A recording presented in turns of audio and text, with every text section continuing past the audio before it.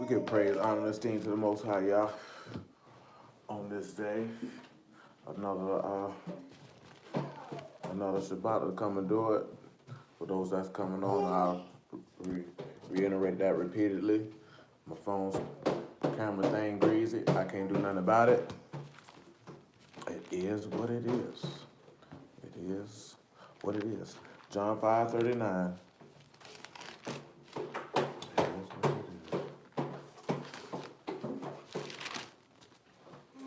Search the scriptures, for in them you think you have eternal life, and there they which testify of me, and you will not come to me that you might have life.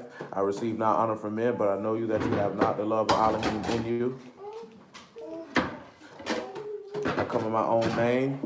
I come in my Abba's name, and you receive me not. If another shall come in his own name, him you will receive. How can you believe which receive honor one of another, and seek not the honor that comes from Elohim only? Do not think that I will accuse you. The Abba, there is one that accused you, even Moses, in whom ye trust. If had you believed Moses, you would have believed me, for he wrote of me.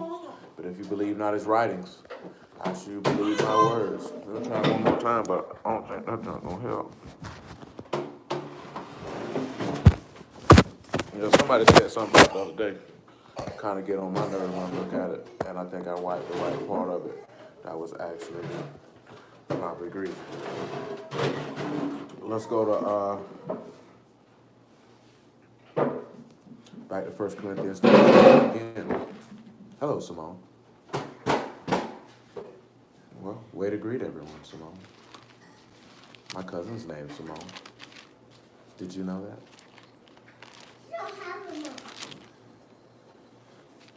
See, your problem is you get involved in conversation with ain't nobody talking to Saya.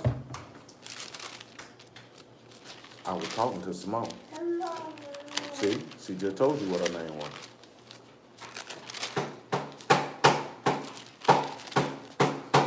First Corinthians 13:1. It say, but for though I speak with the tongues of men and of Malachim and have not love, I become as a sounding brass or a tinkling cymbal. So when we look at this here, right, so you could speak with all manner of tongues, and you could speak with the tongues that angels have, but you're just making a whole lot of noise and you ain't saying nothing. Kind of along the lines of what he said in Isaiah 48 of, they make mention of the name of Yahuwah, but not in truth and righteousness, swearing falsely. He said, though I have the gift of prophecy and understand all mysteries and all knowledge, and though I have all faith so that I can move mountains, if I have not love, I am nothing. And though I bestow all my goods to feed the poor, and though I give my body to be burned, and have not love, it profit me nothing. Love suffer long, and is kind. Love envy not. Love vaunt not itself. It is not puffed up, doth not behave itself unseemly. Seek not her own, is not easily provoked. Think no evil. Rejoice not in iniquity, but rejoice in the truth. Bear all things, believe all things, hope all things, endure all things. Love never fail. But whether there be prophecies, they shall fail, and whether there be tongues, they shall cease, and whether there should be knowledge, shall vanish away. Now, I was just having this conversation with a brother because he asked for something, and I'm going to share some of it. And it was along the lines of people getting divorced who are in the Word. So let's look at something real quick. Mark chapter 10. Mark chapter 10. We're going to get to the main key point of what we're going to be been dealing with. But I feel like I need to share this. So, yeah, Mark chapter 10 and verse 1.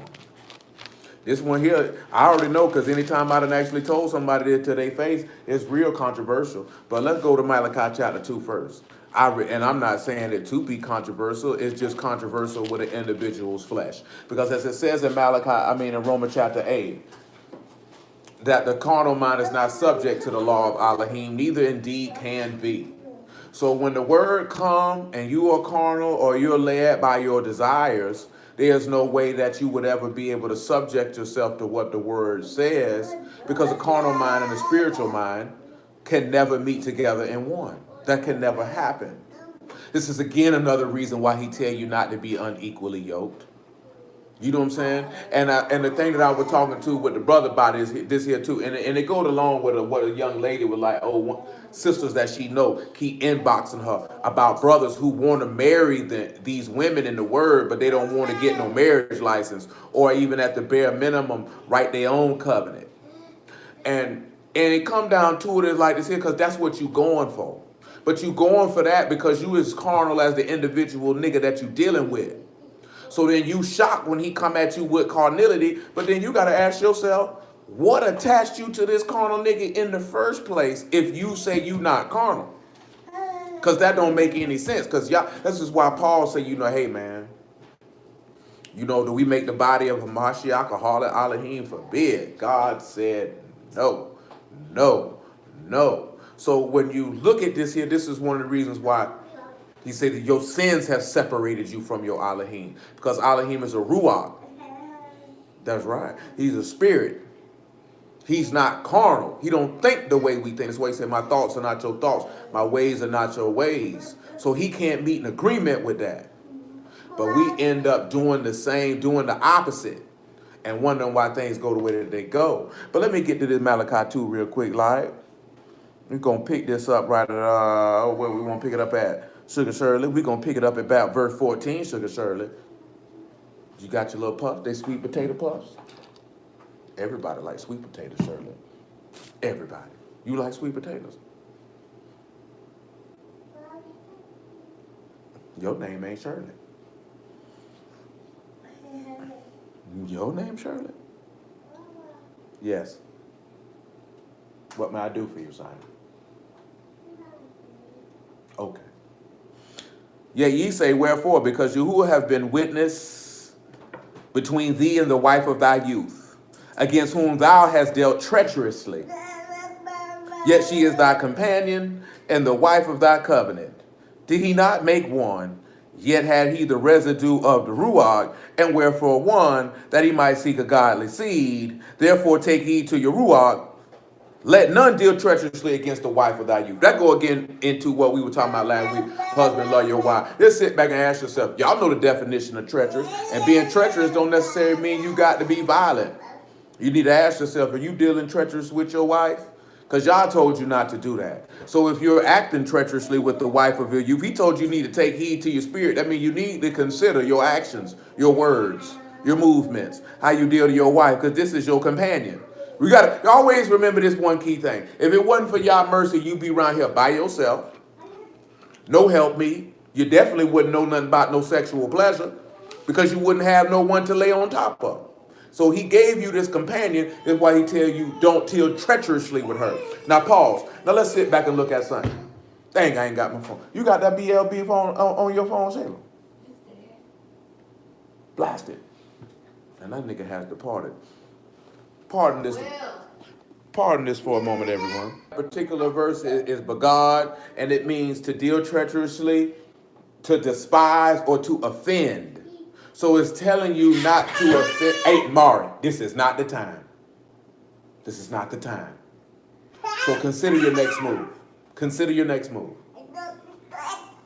You considered wisely. So it tells you not to offend your wife. Don't offend her. So then that means you have to sit back and ask yourself and consider, do your ways and actions offend your wife? Are you purposely going out of your way to offend? Are you purposely going out of your way to offend this woman to fulfill your will? Because he told you not to do this. Now, we're going to go back and we're going to look at something. Before we go to, well, I'm finna go, I need you to come on. And it's still going to work because it's going to work with one of the words we're going to look at. So just bear with me. Micah 6 and 1. Micah 6 and 1. Oh, I didn't read verse 15. I'm sorry, verse 16. For Yahuwah, the Elohim of Yasharal, saith he hate putting away. For one cover violence with his garment, saith Yahuwah of hosts. Therefore take heed to your Ruach, that you deal not treacherously. So he's telling you need to take heed to your spirit, that you don't offend your wife, that you don't despise your wife, and you ain't pulling no treachery. Ain't that right, Simone?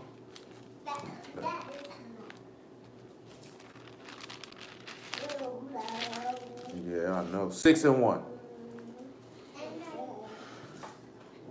Hear ye now what Yahuwah saith, arise, contend thou before the mountains. Let the hills hear thy voice.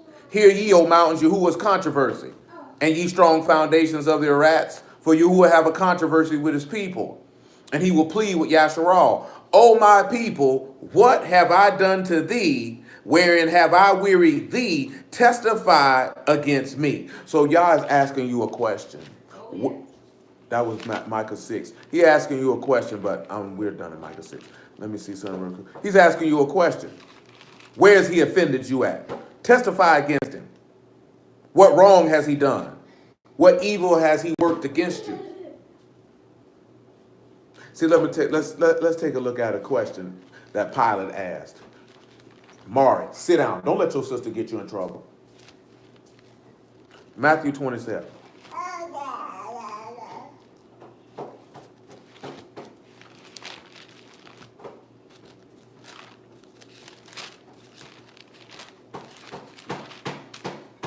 Matthew 27. Let's see what verse I want. That I want, what I want.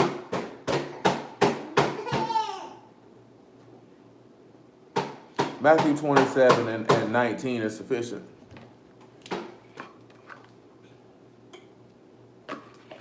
Because basically when you look at not dealing treacherously with your wife, not offending your wife, or not provoking your wife, because that's what the word that we're going to look at for provoke, that's what it means. One of the meanings of it is to abhor or despise or to contemn. So an individual could feel like, I don't hate my wife, but you may not realize that the actions that you do may show her that you actually despise her and hate her by the way that you handle her, or the things that you do that consistently offend her, that she lets you know that they offend her, yet you continue to move in that cause. Because again, we've dealt with this numerous times, that the man is to be the similitude of a Mashiach in the household. So your duty is to serve in the household as he did. Remember, he say, husbands, dwell with your wives according to knowledge.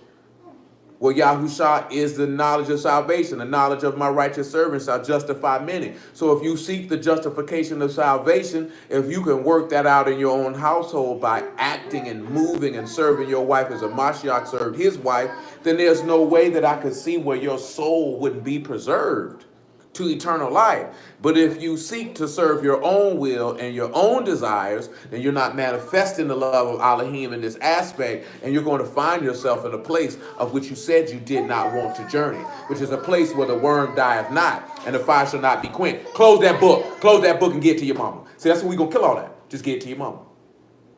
Sign, give it to your mama. See, we're going to kill all that. And won't nobody have it, because it's not a play toy anyway. See, that's what happens when y'all can't cooperate. That's what happens. Learn to cooperate.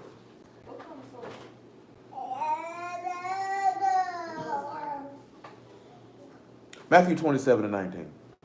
When he was sat down on the judgment seat, his wife said unto him, saying, have thou nothing to do with that just man? For I've suffered many things this day in a dream because of him. But the chief priests and elders persuaded the multitude that they should ask Barabbas and destroy Yahusha. The governor answered and said unto them, whether of the twain will ye that I release unto you? They said, Barabbas. Pilate saith unto them, what shall I do then with Yahusha, which is called a Mashiach? They all say unto him, let him be crucified. And the governor said, why? What evil have he done? But they cried out the more, saying, let him be crucified. He said, where is he offended at? Where is he offended? Testify against him. Just like what he said. There's a controversy. It's going what we've seen in Micah. There is a controversy. Plead with him. What evil have I done? Testify against me. Where have I wearied thee? They ain't got no words. They ain't got no words. So they despise this man and they're dealing treacherously with him. See, Paul, John 15. But yet, did Yahusha or Yahuwah ever deal treacherously with us? Did he ever offend us? See, we can't open our mouth and bear witness to that. See, a nigga be like, well, y'all did this and he did that. But was it without cause? Did you bring about said judgment and situation upon your head because of your own words? So therefore, he did not offend against you. Because as he said in the book of Job, y'all don't do no evil. Matter of fact, we'll get that for you since I said it, because I want to make sure y'all can see that. Whether you believe it or not is your decision. I ain't got nothing to do with that. I know I do.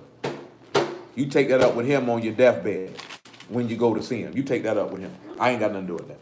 Job, what it is? 33? Let me see what I want for this here, man. Yeah, praise y'all for the word. He just in everything he do. Man is the one who unjust. Y'all ain't never been unjust with no man. It's Job 34, not 33. My apologies. 33. 33 and 4. Would you like to be free? 33 and 4? I meant to say 34 and 4. Would you like to be free? Is that the problem? You can take that out. Yeah, she like to be free.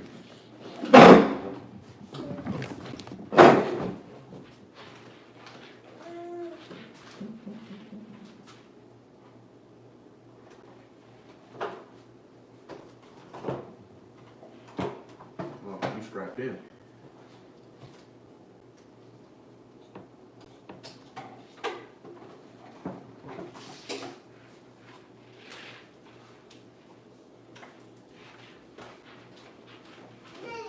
$34 and 4, everybody. That don't mean jump down and play with that baby. That means stay right there with doing what you were doing. Mark, sit down. Let us choose to us judgment, and let us know among ourselves what is good. Hold on, back that up to verse 3. He say, for the ear try words, as the mouth tastes meat. Let us choose to us judgment. Let us know among ourselves what is good. Remember what it say, right? A lot of people don't know what's good because you don't use the words, so you can't know what's good. But he said, let us choose judgment. Not judgment like how niggas like to scream and forfeit judgment being wrath, but let us choose the mishpat. Let us choose the things that are just and good in Yah's eyesight and not ours. Which goes back to what we've been referencing recently, consistently in 2 Corinthians 5, that if you've judged, remember, let us choose judgment. If one have died, then we've all thus judged that we all should be dead and live under to the one who died and rose again from the dead for us. Choose judgment. Choose that judgment. That is what is good. Live for the man who died and rose again from the dead for you. That is what is good. Nevertheless, for Job have said, I am righteous, and Elohim have taken away my judgment. Should I lie against my right? My wound is incurable without transgression. What man is like Job, who drink up scorning like water, which go in company with the workers of iniquity and walk with wicked men? For he said, it profit a man nothing that he should delight himself with Elohim. Therefore hearken unto me, you men of understanding. Far be it from Elohim that he should do wickedness, and from the Almighty that he should commit iniquity. Yes, please let that be known. Far be it that he would ever do such a thing. So then that means he will not offend. So if he's not offending, Yah's not dealing treacherously with his wife. So that means his wife is dealing treacherously with him. And this is what we ought not to do, because he said this is the companion, the wife of your youth, and he hate putting away. This is not what he owned. Now let's go back to Mark chapter 2. And again, this is just a question, because, you know, what we finna read in Mark 10, a lot of people, and I'm going to proffer my statements in a moment once we read it. I didn't want everybody to fully understand what I'm finna say. What I should say the word finna say. Mari, if you can't sit still, you can go get into bed. Which choice would you like to do? Then get up there and sit down then. You've made the right choice. And he arose from thence, and coming to the coast of Yehuda, by the farther side of Jordan, and the people resorted unto him again, and as he was wont, he taught them again. And the Pharisees came to him and asked him, is it lawful for a man to put away his wife, tempting him? And he answered and said unto them, what did Moses say, command you? And they said, Moses suffered to write a bill of divorcement and to put her away. Let's go look at it. Deuteronomy 24. Because you know everybody, when we're going to get to, you know, everybody say, well, the law say is cool. Okay, I got you. We don't work with it. We don't work with it. Deuteronomy 24 and 1.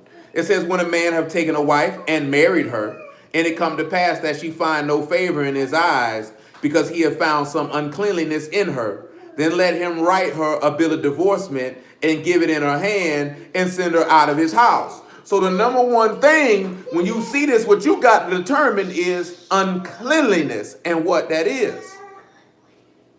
Not because you don't like her no more. Not because you upset. Because see, guess what, right? You better make sure you know a nigga and y'all meet an agreement on matters before you marry him. Don't get with somebody and realize you shouldn't have married him. Then it's too late. And when she is departed out of her house, she may go and be another man's wife. But if the latter husband hate her and write her a bill of divorcement and give it in her hand and send her out of his house, or if the latter husband die, which took her to be his wife, her former husband, which sent her away, may not take her again to be his wife. After that she is defiled, for that is an abomination before Yahuwah. And thou shalt not cause the land to sin, which Yahuwah thy Elohim given thee for an inheritance. So now you have an issue. You can get divorced and you can go. Indeed. Indeed. Indeed.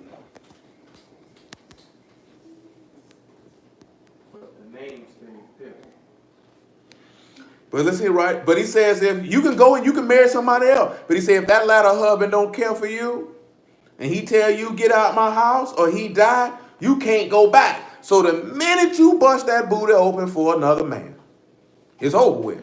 You can't go back where you came from. Now come on back to Mark chapter 10.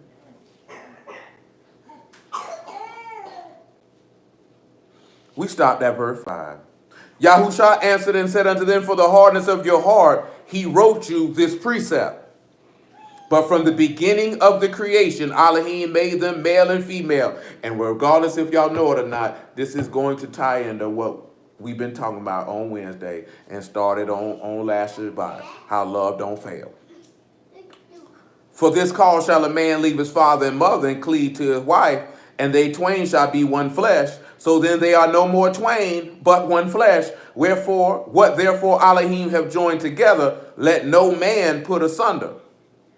And in the house of his disciples, he asked them again of the same matter. And he saith unto them, whosoever shall put away his wife and marry another, commit adultery against her. And if a woman shall put away her husband and be married to another, she commit adultery. Key point, a woman can divorce her husband. Don't let nobody tell you that you can't. But the key matter is, you can, because somebody done ask, well, if a man beating on a woman, can she leave him? Absolutely she can leave him. She can't marry nobody else while he alive, though. He just told you, if you do this and you marry another person, you have committed adultery. Now, how can we sit back and show this out the text? Jeremiah chapter 3.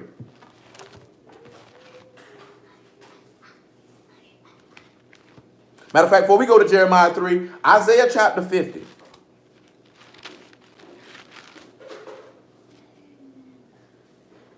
And from Isaiah 50, I want to get Hosea 12, I believe, for another witness. Like you said, man, you can divorce your spouse for whatever you want to divorce them for. But if they still breathing, you can't marry nobody else. Period. And we done had several people roll through here who were highly offended about that. And them niggas had to say whatever they had to say. And they went and left and went and did what they felt like they wanted to do or what they had to do. But it don't change the fact. I didn't say you committed adultery. Did I say it?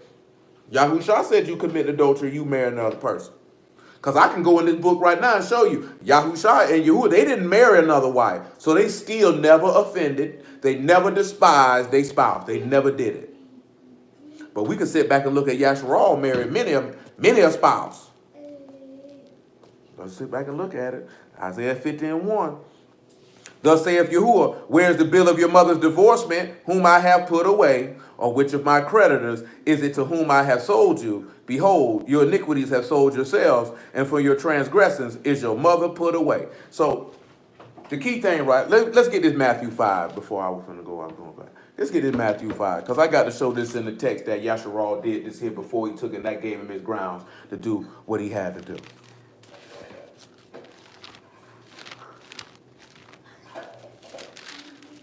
Matthew chapter 5.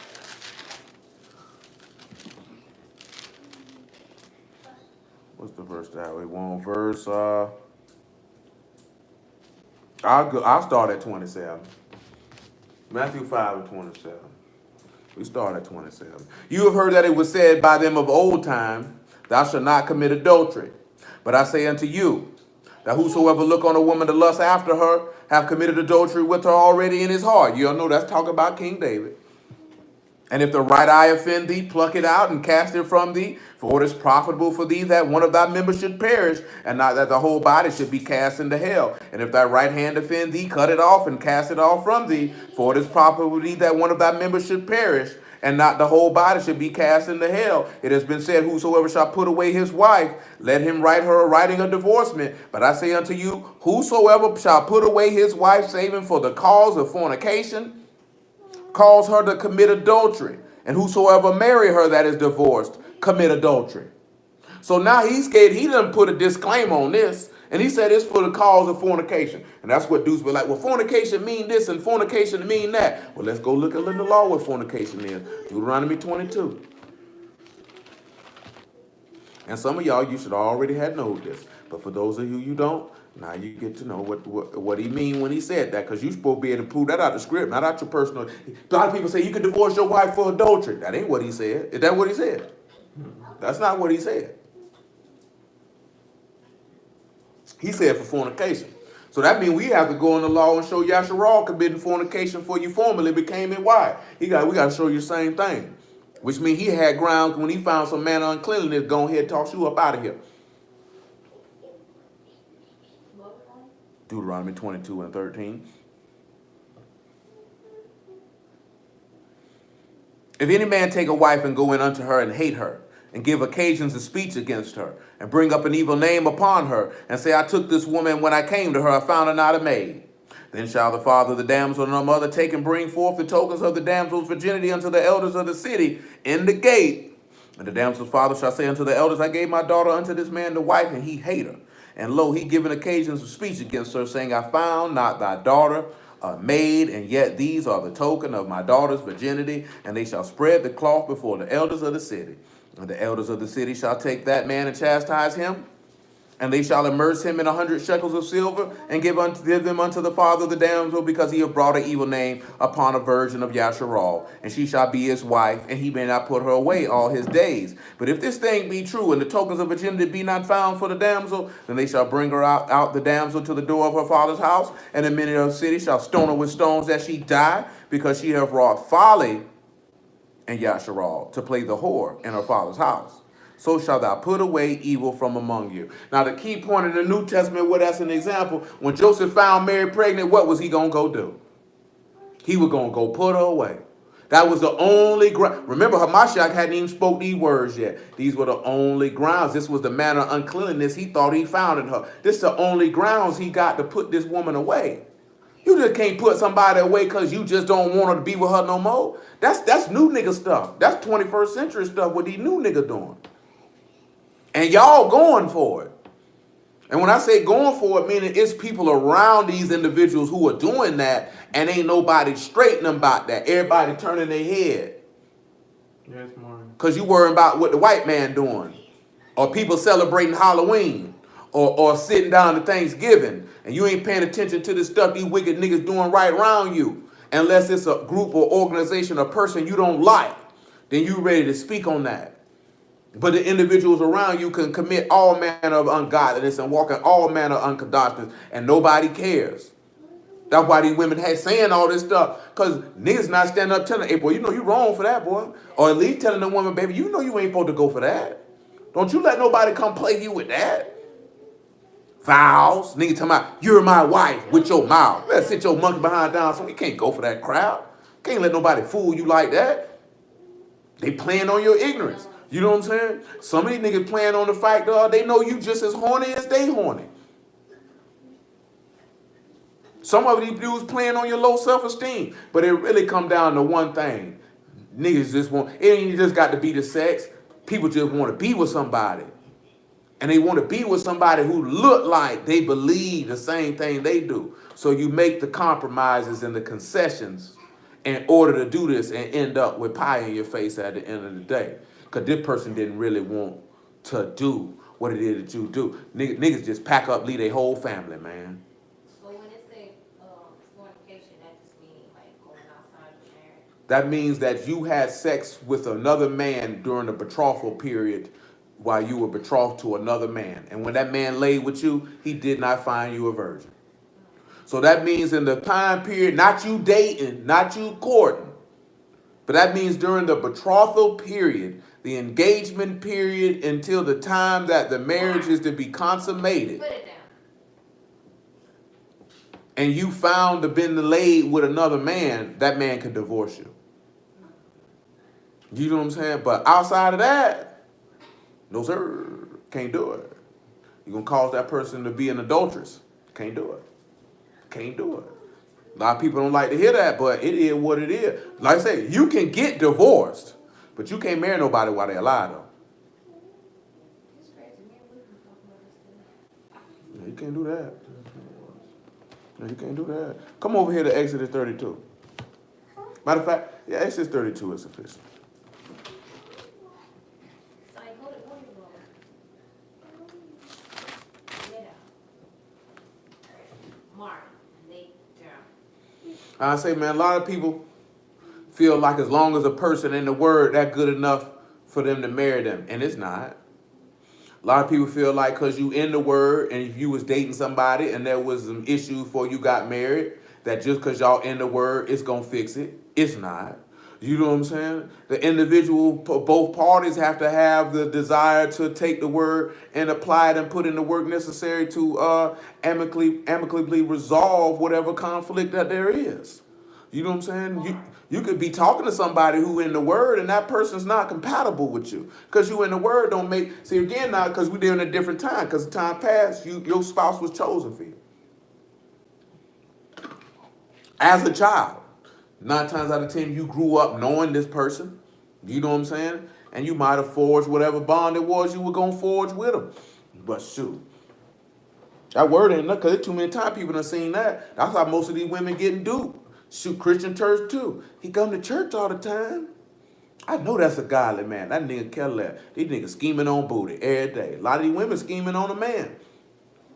Then they find out the nigga they was scheming on was a epic fail. Nevertheless, Exodus 32:1. And when the people saw that Moses delayed to come down out the mount, the people gathered themselves together unto Aaron and said unto him, Up, make us gods which shall go before us. For as this Moses, the man that brought us up out of the land of Mizraim, we wot not what is become of him.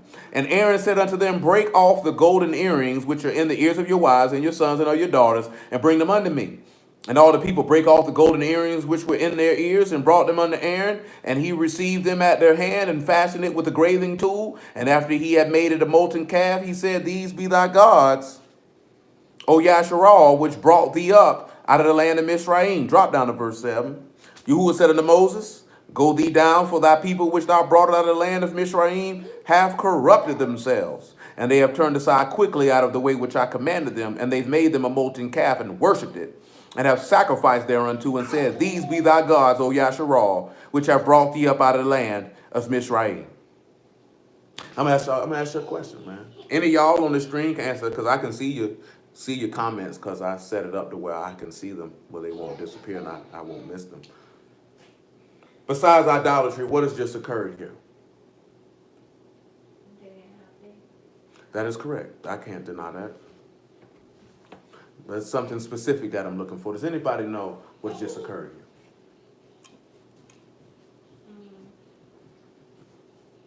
They called Aaron sin. I ain't gonna say to a certain extent, Aaron called his own self to sin because he told all them niggas to eat hamburgers and die. But instead he told to participate. Anybody on this stream want to take a shot at this here? Shoot, Kira and Nakisha already threw something out the other night. Shoot, go ahead and roll the dice. What has occurred here in this chapter? What has occurred here? Besides idolatry, what has occurred here? Going once? We had 34 minutes and 2 seconds, so I'm going to give you till 34 minutes and 25 seconds. So you got 19 more seconds. Somebody come up with something. See who's going to come up with something.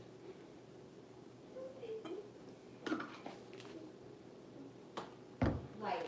Unbelief. Stanley said the same thing. That's the same thing Shayla said. I cannot deny that. That is correct. Not what we're looking for, but that is correct. So you like asking out of the Yeah. And we just looked at it too. Oh, well, I done went over my time. They committed, Go ahead. they committed a sense of adultery. They didn't commit adultery. Peer pressure. They committed fornication. Can anybody tell me how they committed fornication? Yeah, the same thing she just said, Trina, was adultery. But I want y'all to answer me, how did they commit fornication? According to the law, how did they commit fornication? So they went out and worship other gods. But see, what they if they went to see, we either got fornication or adultery. So how is this fornication? Because we had not yet been married to you. You weren't married yet. See, in this period when you're in the wilderness, see the reason why I'm showing you this here. This period while we were in the wilderness, you're in your betrothal period. See, the marriage is not consummated until you do what? Not just the blood, you got to go into the marriage chamber. So where would be the marriage chamber for Yasharah? Lust. All those are correct answers, what y'all saying too. I didn't want y'all to know that. Huh? The land. So until they went in the land, the marriage is not solidified. Remember what it says in Revelation. There you go, Stanley. Remember what it says in Revelation 19? The marriage supper of the Lamb is upon us. And where were they at for this marriage supper? In the land. So while you in the wilderness, you getting what? You getting the covenant. You ain't married yet. You know what I'm saying? You've agreed that you're going to marry this person. He has agreed that he's going to marry you. And he's taking you through this process of this period. And this is the betrothal period. And he's already found uncleanliness in them during the betrothal period. So therefore, this is not adultery which they have committed. Because they weren't married yet. See, it's just like this here, right? A marriage is consummated upon, like if you legally marry somebody in America and you hadn't laid with them, but you could get an annulment and still been laid with them in America anyway. But you wouldn't be considered married to this person if you hadn't had sex with them, even though you got their marriage license. You know what I'm saying? The marriage is not complete until you lay with it. Like when you look at Jacob, his marriage with Rachel and Leah was not complete until he laid with them. He was betrothed to Rachel for 14 years. But she still, and you're considered to be his wife. And see, that's what people don't understand. See, we say fiance and all this other type of stuff now.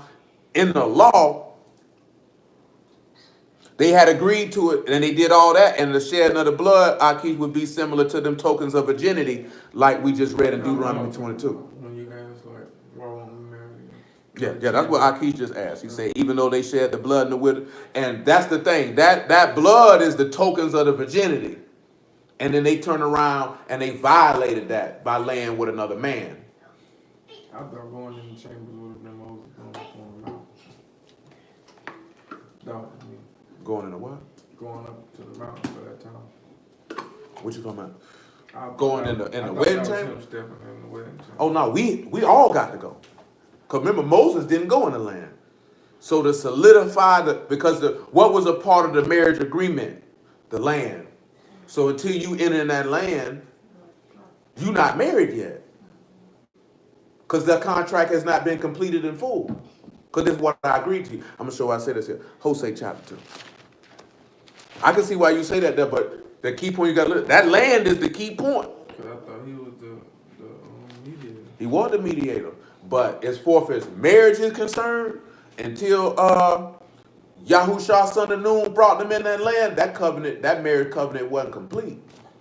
Long as they was in that wilderness, we was still in that betrothal phase. You still was not his wife yet. I mean, the only reason I'm asking that is because you seen the blood being sprinkled would have been a token of virginity. Like, look, Even though the tokens of virginity were presented and the blood was sprinkled, the marriage wasn't solidified till after Moses died and they got to the land. yeah, that's when the contract, because now I've completed my agreement.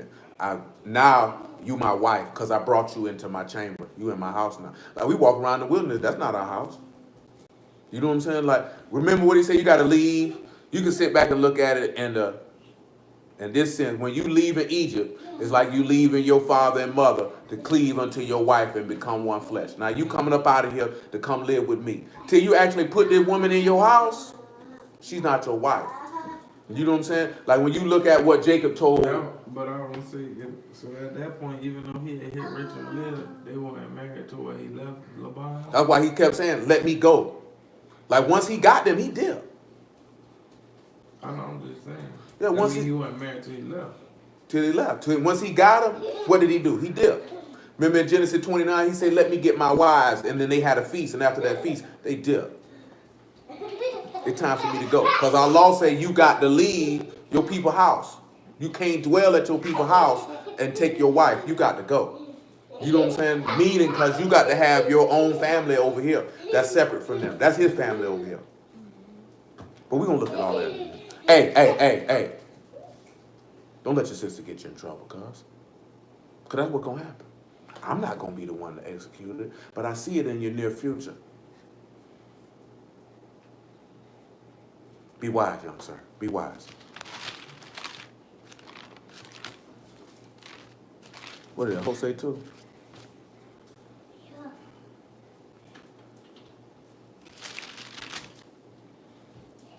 2 and 14. And the reason why I mention it is because right now, to a certain extent, unto a certain extent, we in a betrothal period right now.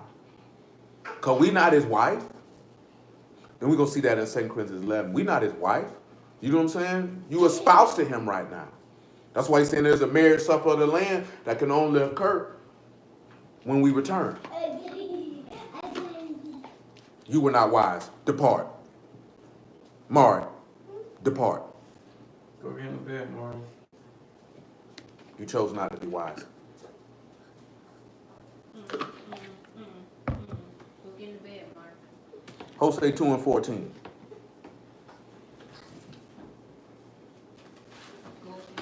He said, "Therefore, behold, I will allure her and bring her into the wilderness and speak comfortably unto her. And I will give her vineyards from thence in the valley of Achor for the door of hope. She shall sing there as in the days of her youth, as the day when she came up out of Mizraim. And at that day, saith Yahuwah, thou shalt call me Ishai, and shalt no more call me Baalai. But I will take the names of Balaam out of thy mouth, and they shall not be remembered by their name. And that day will I make a covenant for them with the beasts of the field and with the fowls of Shamahim and with the creeping things of the ground. And I will break the bow and the sword and the battle out of the earth, and will make them to lie down safely.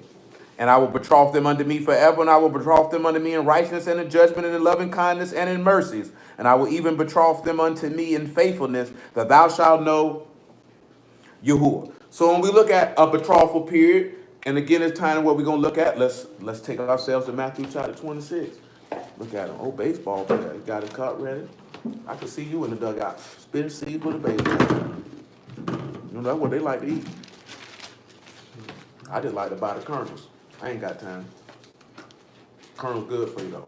Sunflower seed kernel good for you, full of protein. Mm-hmm. Good fat, shed fat like a hot knife through butter. Matthew 26 and 28. 26 and 26. I'm just showing you the instance of what we were talking about with the blood and the wilderness, because remember he just said, "I'm going to betroth to you and make a covenant with you." So we could look at Exodus 24 is everything you said in this covenant we will do. This is when you've agreed that I'm going to marry you. He's telling you, I would like to marry you.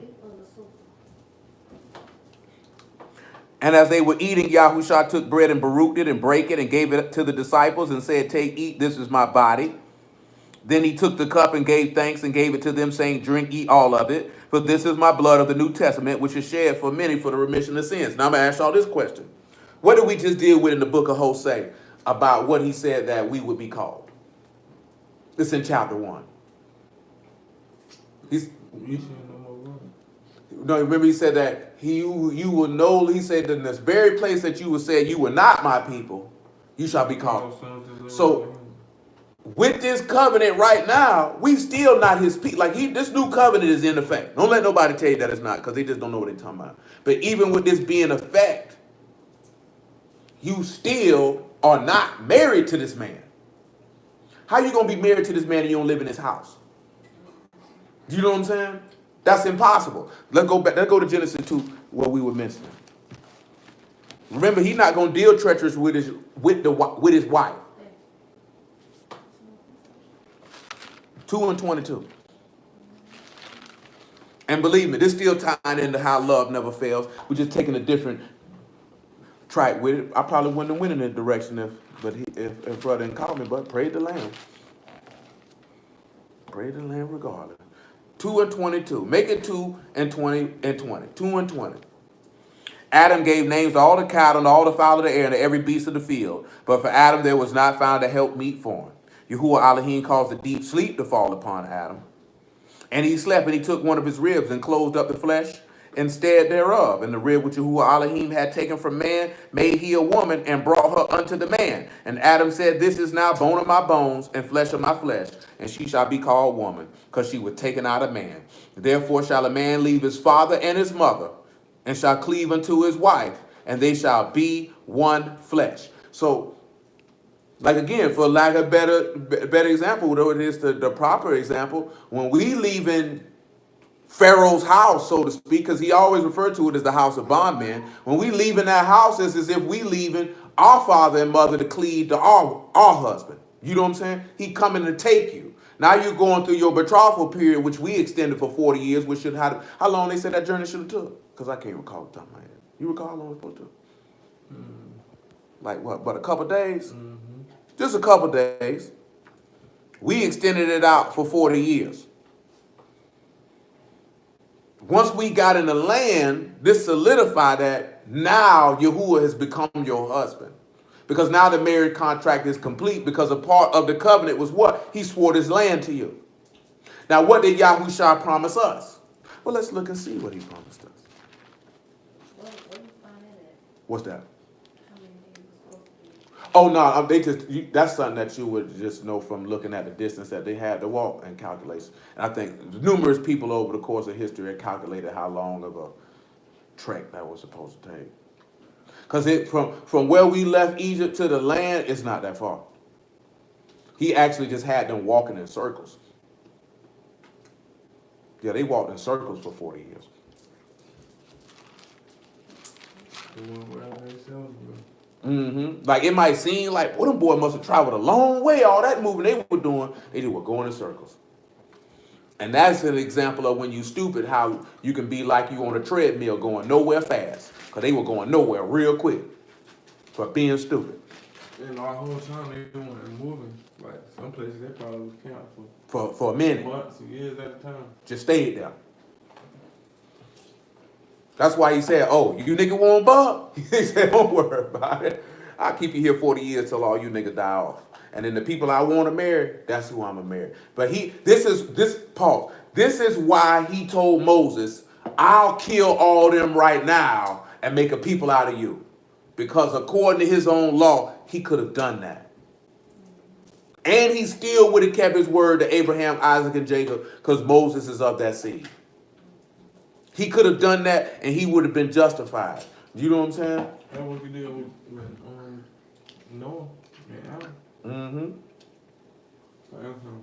He could have done that. See, that's the parts when we look in the law. Because if you tell somebody they can't get divorced, it's in the law. You show you're right. Show me y'all get another wife, and then we can talk. Don't tell me, because see, that's what a lot of brews love to do. Don't fall in that trap screaming what your ancestors did. I don't care what your ancestors did. You know what I'm talking about? What does y'all do? Because that's what you need to look at. Because if you're going to go by what your ancestors did, you're going to perish. You're going to perish. You know what I'm saying? Because let's just be real with it. More of your ancestors were wicked than they was righteous. There was a lot more wicked than righteous. Because guess what? When you look at, okay, nigga want to scream what your ancestors did? How many wives did Adam have? One. How many wives did Noah have? One. How many wives did Abraham have? They say he had two. No, nigga, he had one. Because he was married to Sarah. Sarah died. Then he married Keturah. He did not marry Keturah while Sarah was alive. He didn't do that. How many wives did Isaac have? One. So then this is their favorite thing. Jacob had four. Jacob only wanted one. He didn't want Leah. That's not what he agreed to. He didn't agree to Leah, and he didn't agree to their handmaids. He followed the custom of the land because that's what people did during that time period. What did Laban say? What the custom was? And take that younger. So you got to take the young. You can't take the young one and not get the oldest because Rachel was the younger one. He said, "No, I got to get the older one away from because she ain't gonna be around here no old maid up in my house." If I take good, I'm getting all that out here. Do you know what I'm saying? That's how he got Leah, because of the custom of the land. That was not his choice. That was not his will. That's not what he agreed to. That's not what he was seeking. And because of the competition between Rachel and Leah, that's where the other two handmaids came in at, which again was the custom. Rachel couldn't conceive. The custom is to lay with your handmaid to be able to raise up a child for your wife that can't conceive. And then in that competition, here come Leah running with hers. Not that this man had 4 wives. And when you read in the text, after they died, they only mention Rachel. They don't even talk about Leah. Am I lying? They don't even talk about Leah. Because it's kind of almost a situation. Yes, Leah is his wife. But in the eyesight of Yah, he only had 1 wife, and that was Rachel. That's the one he wanted. He didn't want the other 3. I would do love to scream, man. We wouldn't be here without us having 4 wives. Boy, you wouldn't. You better start looking at Abraham because you wouldn't have been here without Abraham, buddy. Don't jump the gun and go straight to Jacob. You better look at Abraham first. Ain't that what the book tell you that in Isaiah 51? You better look out to the rock of which you were hewn. You better look at Abraham. Stop looking at all these wicked niggas. Ancient Israelite culture. I don't care what them niggas were doing. Them niggas why we over here right now. And you telling me to look at what they were doing instead of look at y'all. What type of sense that makes? I'm going to roll with y'all every time. Where was I going in Matthew? I don't remember. I already read it. I was going to 2 Corinthians chapter 11.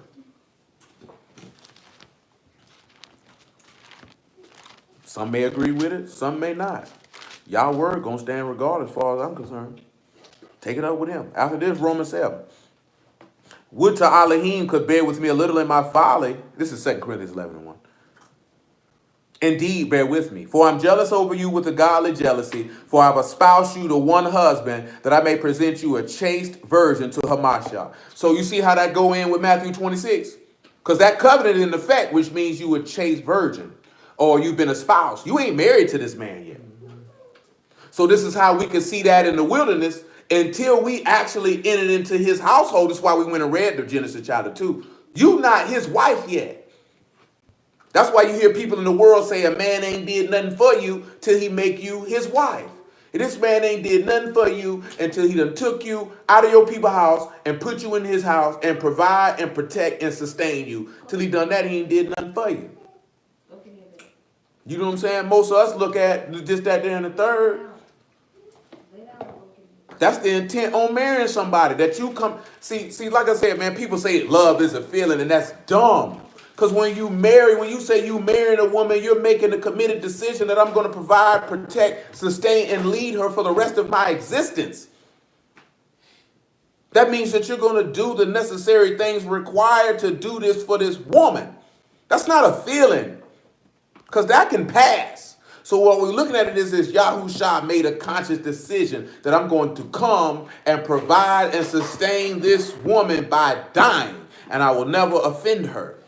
Again, this goes along with husband, love your wives as a Mashiach loved his, and dwelling with your wife according to knowledge, and how one of the things of love is to not provoke. Because Yahushua never came and provoked or offended or despised you. He despised your behavior. But when Yahushua came and manifested himself in the flesh, he did not despise you. He did not deal treacherously with you. We were the ones who were dealing treacherously. We were the ones offending against him. We were the ones despising and abhorring him. So that means we were not loving him in return. Can I see your 1 John, please? Thank you, sir. 1 John chapter. Oh, you were right. Oh, no, that was Colossians. He fooled me. I seen him before. He fooled me. 1 John chapter 4. He fooled me. I didn't want you to consider. And we're going to deal. You can pull provoke for me in number 1423 because like an idiot last week I didn't write down the characters and still didn't write them down when I knew that I did not have them there. 1 John chapter 4 and verse 15. Well, let's just go ahead and Make it 10. Matter of fact, no. We're going to go ahead and make it 7.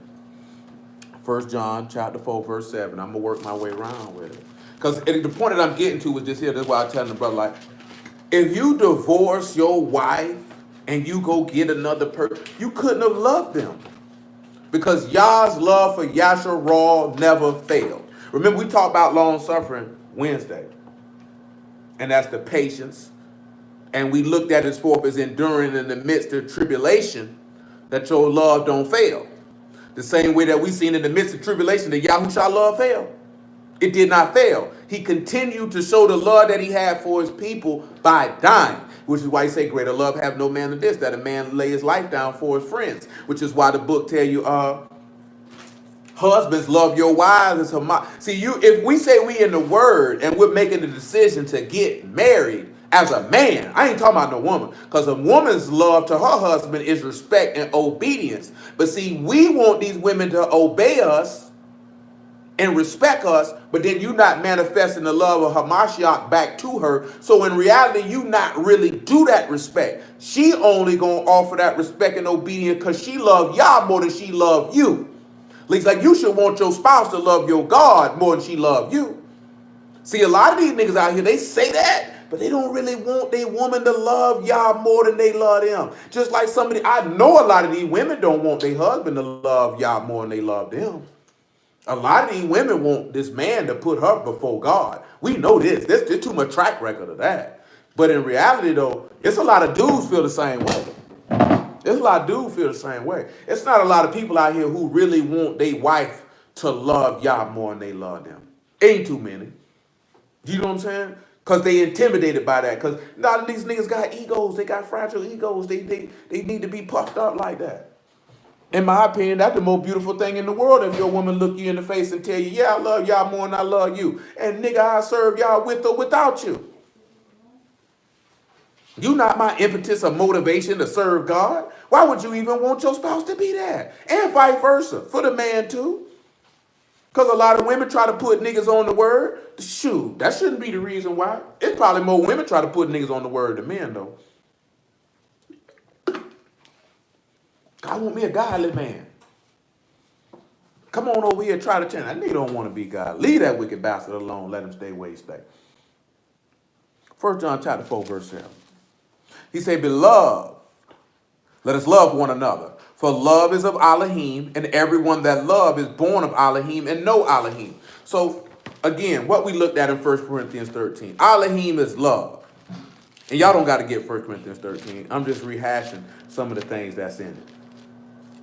So when we see that Elohim is love, and we see that what Paul states that it is, we see that love is kind and patient and doesn't envy and is humble and behaves itself properly and is unselfish and is not easily provoked and doesn't think evil and doesn't rejoice or get happy in lawlessness, but gets happy and rejoices in faith. And it bears and believes and hopes and endures everything. And this is the reason why it doesn't fail. So when we sit back and we see that love is of Elohim and everyone that love is born of Elohim, then that's what you will be looking for. Is this person patient? Are they kind? Do they not envy? Are they humble? Do they behave themselves in a proper fashion? Do they rejoice in the word? Do they not think evil? Are they not easily provoked to anger? Do they endure and hope in Yah? Do they believe in Yah? That's how you supposed to know who's born of Elohim. Let's take a look at a couple of individuals who did such a thing, because that would only be right. That would only be right. Which direction do I want to go? Well, let's take it to Genesis chapter 7, and let's look at a man who believed all things. And let's look at that man and that man being Noah.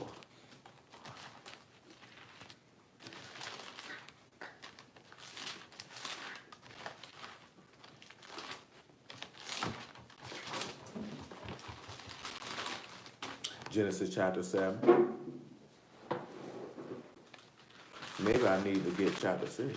Chapter 6 may be a little bit better. Chapter 6 is a lot more sufficient. Genesis chapter 6, verse 5, Genesis 6 and 5. Elohim saw that the wickedness of man was great in the earth, and that every imagination of the thoughts of his heart was only evil continually. And it repented Yahuwah that he made man on the earth, and it grieved him at his heart. Yahuwah said, I will destroy man whom I have created from the face of the earth, both man and beast and creeping things, and the fowls of the air, for it repented me that I have made them. But Noah found grace in the eyes of Yahuwah. These are the generations of Noah. Noah was a just man and perfect in his generations, and Noah walked with Elohim. Noah begat 3 sons, Shem, Ham, and Japheth. The earth was corrupt before Elohim, and the earth was filled with violence. Elohim looked upon their rats, and behold, it was corrupt, for all flesh had corrupted his way upon their rats. Elohim said unto Noah, the end of all flesh is come before me. The earth is filled with violence through them, and behold, I will destroy them with the earth. Make thee an ark of gopher wood. Rooms shalt thou make in the ark, and thou shalt pitch it within and without with the pitch. Now pause. Now we can come over to Hebrews 11 real quick. We're going to grab something out real quick. But I want y'all to focus on something. What was the 2 things that he kept focusing on of why he was going to destroy the earth? They were wicked, but he mentioned 2 things specifically.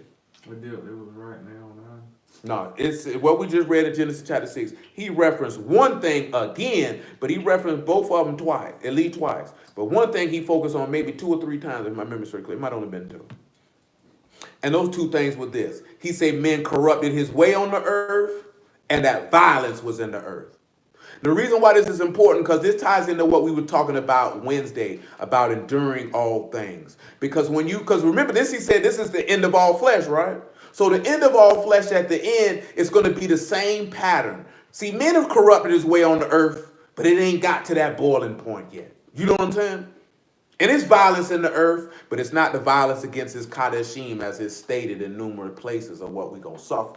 So this is, again, another thing to think about when we talk about seeing that fig tree bloom, knowing what to look for. Hebrews 11, I want to say what it is, by verse 6.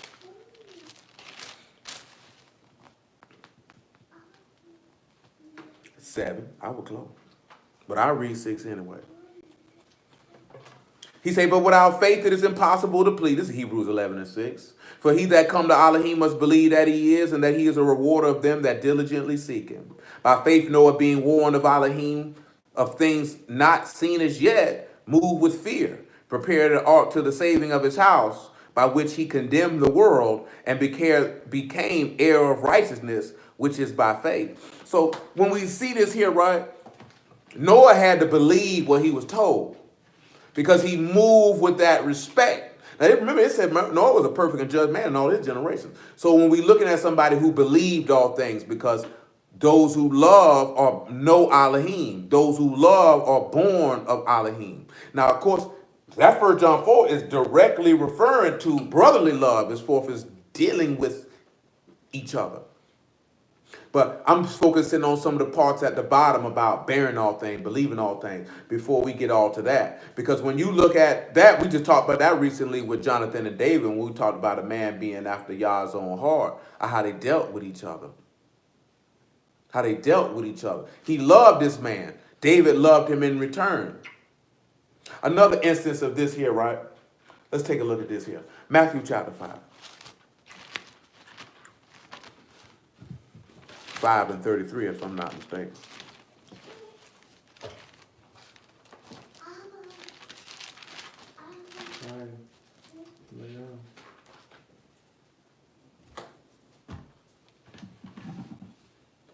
It's 5 and 43.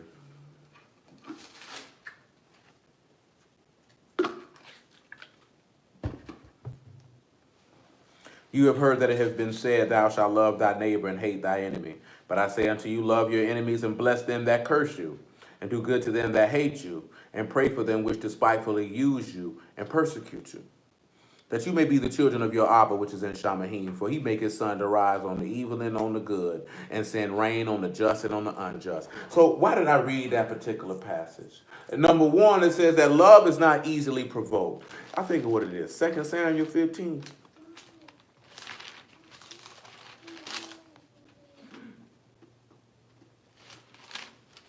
This is 2 Samuel.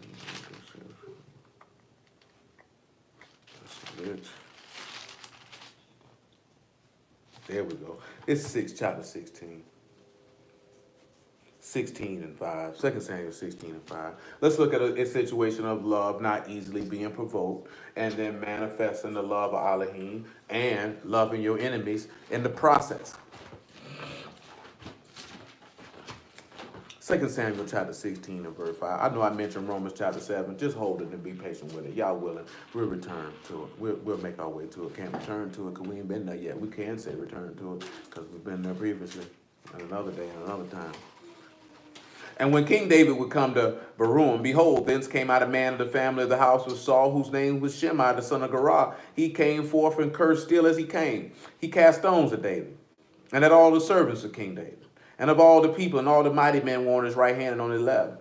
And thus Shimei, when he cursed, come out, thou bloody man, thou man of Belial.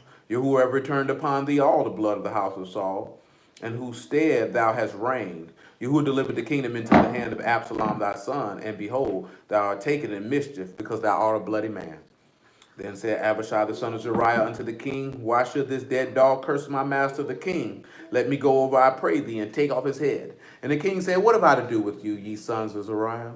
So let him curse, because Yahuwah hath said unto him, curse David. Who shall then say, wherefore hast thou done so?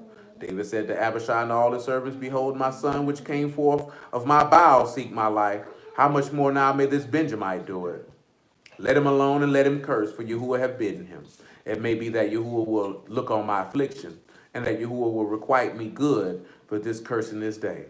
And as David and his men went by the way, Shimei went along the hillside over against him, and cursed as he went, and threw stones at him, and cast dust. The king and all the people that were with him came weary and refreshed themselves there. So do you see this here, right? Because you can see this is something that he could easily be provoked with, right? He could easily hate the man and had it and tell Zariah, go ahead, or Abishai, go ahead and cut his head off, right? But he said, but Elohim is love, and he loved this man by saying, you know what? You got it, bro. Go ahead, let him run his mouth. Also loving his enemies. Now, how many people could sit back and say they could have the restraint for somebody to curse them and throw rocks at you in the whole time and not even be moved? What is what characters you got for that? I believe I see what a noon olive in the side. Did you pull that up from? No. That's what it is. So the word for provoke, right? This is just a little good old segue. While we over here in Samuel, we go ahead and look at it. 12 and 14. Well, that's one of the places with the word, but we don't want that. Numbers 14 and 11. We definitely don't want that. Numbers 14. 14 and 11? Mm-hmm.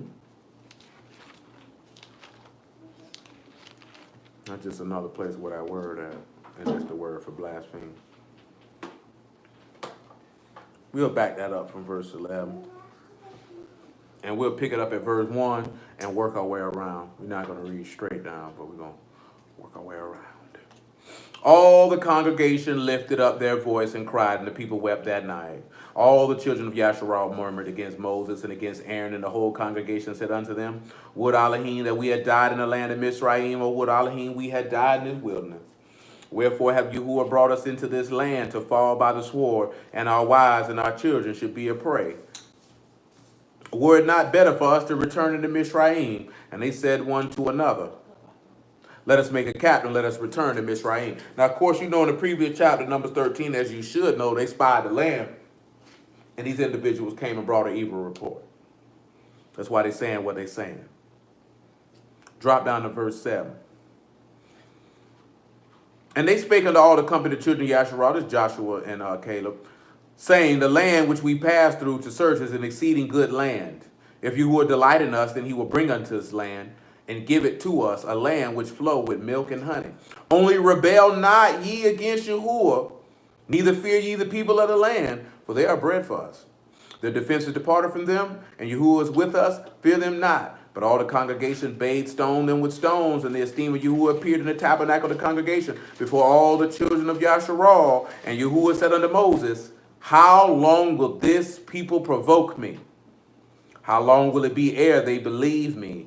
For all the signs which I have showed among them, I will smite them with pestilence and disinherit them, and will make of thee a greater nation and mightier than they. And again with this here, now I'm going to be honest with you, besides just the worship of our idols, he found a lot of uncleanliness in us in the wilderness, didn't he?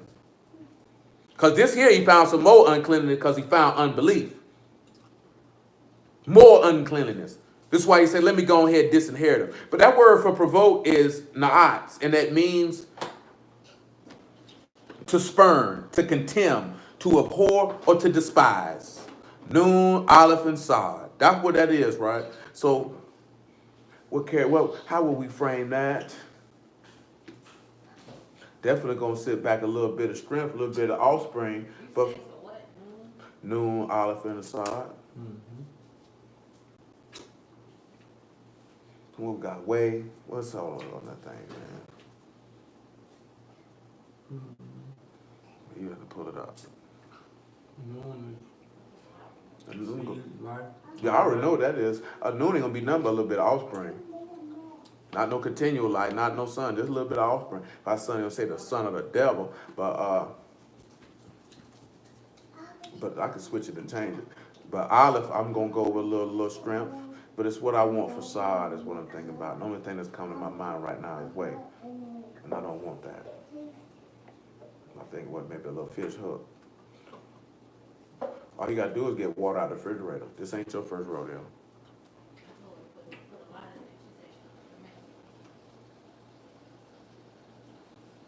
Well, just take what you can handle.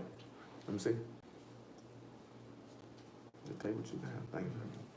Just take what you can handle.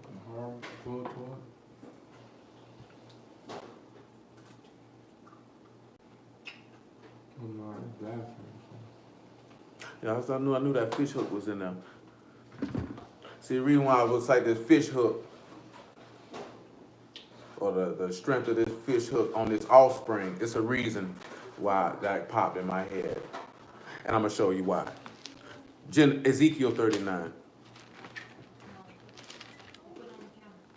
It's Ezekiel 38. This is the reason why this came into my mind with the fish hook.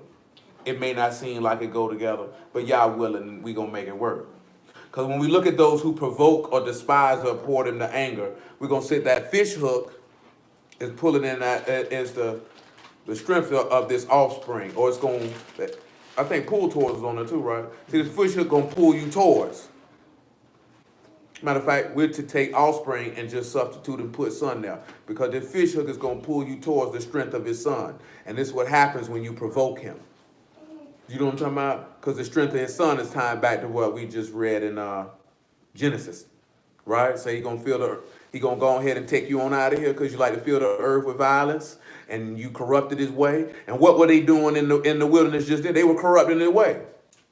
And see, we're going to get to it. And yeah, it's better, sir, that I do it like that. Because of what? We're going to go back to Numbers 14 and show what happened. This is why you say that love is not easy. Because Yah is not easily provoked. They provoked this man a lot before he smashed them out. Do you know what I'm saying? They provoked this man a lot. What sense you got for it? That fish hook is going to pull you towards the strength of the sun. And what is the strength of the sun? What is the strength of the Torah? Is sin, right? Or however Paul put it, and I'm probably quoting him wrong. We'll look at it in a minute. It's in 1 Corinthians 15. But you're going to see why I chose that there, because when I was thinking, when that fish hook popped in my head, it's because this right here popped in my head. 38:1 of Ezekiel. And the word of Yahuwah came unto me, saying, Son of man, set thy face against Gog, the land of Magog, the chief prince of Meshach and Tubal, and prophesy against him. And say, Thus saith Yahuwah Elohim, Behold, I'm against thee, O Gog, chief prince of Meshach and Tubal, and I will turn thee back and put hooks in thy jaws. And I will bring thee forth in all thy armies, thine army, horses and horsemen, and of all them clothed with all sorts of armor, even a great company with bucklers and shields, all of them handling swords, Persia, Ethiopia, Libya, with them, all of them with shield and helmet. Gomer and all his bands, the house of Torgamah, the north quarters, all his bands, many people with thee. Be thou prepared, prepare thyself, thou and all thy company, that thou hast assembled unto thee, and be a guard unto them. Now you could drop down to about verse 10. So I just want you to see the wrath of what he gonna do when he say he put them jaws in your mouth. And then when you pondering upon that, you know, because the reason why the fish hook came in my mouth, what did them people say they ought to did in Numbers 14, what we just read?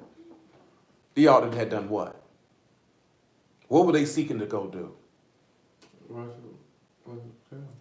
They were seeking to go back to Egypt. Right? Then they said they were seeking to go back to Egypt. He said, no. I'm going to turn you back around. You're going to come back around this way. And then when we see what happened when he turned and come on back around this way, because they were ready to dip. They done already appointed him a captain so they can go. How you gonna pull toward? Pull him on right on top. I'm going to pull you right on back over here to this strength. We're going to see what that strength is, and then we're going to go back to Numbers and see if it's the same thing. Thus saith Yahuwah, it shall also come to pass at the same time these things shall come into thy mind, and thou shalt think an evil thought. And so I say, I will go up to the land of unwalled villages, and I will go to them that are at rest, that dwell safely, all of them dwelling without walls, having neither bars nor gates. To take a spoil, and to take a prey, and to turn thy hand upon the desolate places that are now inhabited, upon the people that are gathered out of the nations, which have gotten cattle and goods, that dwell in the midst of the land. Drop down. I'm not reading all of that.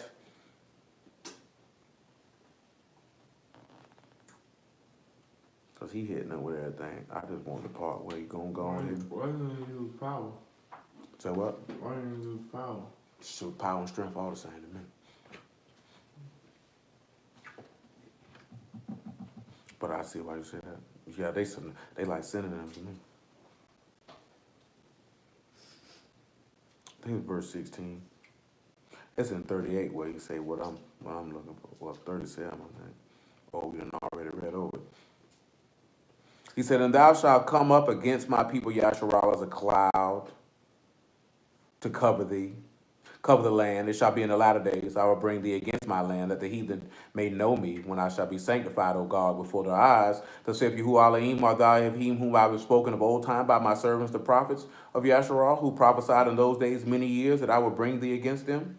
And it shall come to pass at the same time, when Gog shall come against the land of Yasharal, saith Yahuwah Elohim, that my fury shall come up in my face, for in my jealousy and the fire of my wrath have I spoken, and surely in that day there shall be a great shaking in the land of Yasharal. So what does he end up telling? Because I know in Ezekiel 39, or 37 actually, he telling me he's going to burn him up with fire. Kill him dead. Well, actually it's 38, I'm mistaken. I think I just skipped over it. So in the midst of them being evil, he put these hooks in their mouth, right? Bring them right back to him so he can do what? Put his wrath on them, right? Because you provoke, because at the instance of them coming up against us, they're provoking him. Do you know what I'm saying? You trying me. You feel me? That's what you're doing. Now come on back to number 14. Now these people just done tried y'all, because you said y'all done. He said, how long y'all gonna provoke me? How long are you gonna despise me? How long are you gonna hate me? So when we sit back and we look at it, because remember he said, those that despise you, who in Deuteronomy 7, he said, I will repay you to your face. So anyone who hates or despises Yahuwah or his word, or his son, that's why he said they hated me without a cause. He that has seen me has hated me and my Abba, hated me and my father. You know what I'm saying? Then he gonna pull you back and he gonna let you get a hold of this little bit of this power. You know what I'm saying? I'm gonna let you get a little bit of hold of that. And I'm gonna let you feel that. And I'm gonna let you see if that's what you want. So I'm going, because a lot of people, when you provoke Yah, what are you actually doing? You turning your back on him and you walking away. Another party say you gave me the back and not the front, like we gave me our butt to kiss. You know what I'm saying? Them strong words, because he actually did say that. You gave me the back and not the front. Now, you know when you talking to somebody and you pleading with somebody and you trying to reconcile with somebody and a nigga turn their back on you? Well, that's disrespectful. Niggas say, screw you and everything you talking about. I turn my back on you. Nigga turn their back on you, that mean they done. So y'all looking at it as you done. Because when you sin or you miss the mark, so to speak, by definition, you literally are turning your back on him. So when we look at this, when he say to not deal treacherous with your wife, or to not offend her, or to despise her, it means that you don't turn your back on her or do things to, because that's what you got to look at what treacherously is. It's literally to provoke. And love does not provoke, or meaning it doesn't despise, abhor, and hate their mate. And that's going to come in by the way that you love them. That's why I asked y'all what I asked y'all last week. You know what I'm saying? Because if you don't know, if you can't tell a person love you without them telling you, then you very well may not know what love is. You know what I'm saying? You may well have never experienced it. And now we talking about godly love. So then we know most people have never experienced it, because when they do experience it, they reject it. And what did your forefathers do during the time of Yahushua? They rejected it. You know what I'm saying? They didn't even know it when they saw it. What did they do when they was in the wilderness? They rejected it. I didn't even pull it. I was gonna pull it, but I ain't gonna go around and hit some of the other stuff that we need to hit. But in Exodus 16, right, they complained for food, right? And what did he give them? He gave them manna. Did they provoke him with the manna? Because he said, come out here on the 7th day and get it. Come out here on the 6th. I'm gonna give you double. And what did they go out there and do? Looking for manna, provoking the man. Man, you said you ain't had nothing to eat, he gave it to you. You ain't even realize the man loved you. You know what I'm saying? You were crying and sighing on, I want to be delivered from bondage. Man dropped numerous plagues upon these people, killed their firstborn son, drowned this man whole army in the water, and you brought us out here to kill us. You know what I'm saying? Like when you see all of that, would you have literally needed Yah to tell you he loved you after that? You shouldn't have even needed for him to tell you that. You should have already known it based off what he did. You shouldn't even have no need for that. But most of us have a definition of love based on how you feel versus actual, tangible, concrete things. That if this person does A, B, C, D, E, F, G, I know this person loves me. You know what I'm saying? Because we ain't taught that. You're not told that. Like, we're told what most everybody answers, love is an action, but what are those actions? Like I was telling you the other day, we could say, what's the cop-out term most people use? Oh, be consistent. Consistent in what? We just throw these terms out here because this is what the subculture and the world tell us to throw, but there's really no depth into any of these statements that we make. Very few people have depth that they can put into that when they make that statement and you push further beneath the surface and say, what do you mean by that they can give you an answer. Because you ain't really thought about it. You know what I'm saying? Like I just seen the person today say, love is not a decision, it's a feeling. That's why people out here with the wrong people. Because you trying to feel something. Junkies look for a feeling. Whores, male or female, look for feelings. Adults make committed, informed decisions. Y'all made a decision to choose Abraham. Why? Because that's how he felt? Nah, just going to choose this person. I'm going to choose this one here. He turned himself out to be faithful.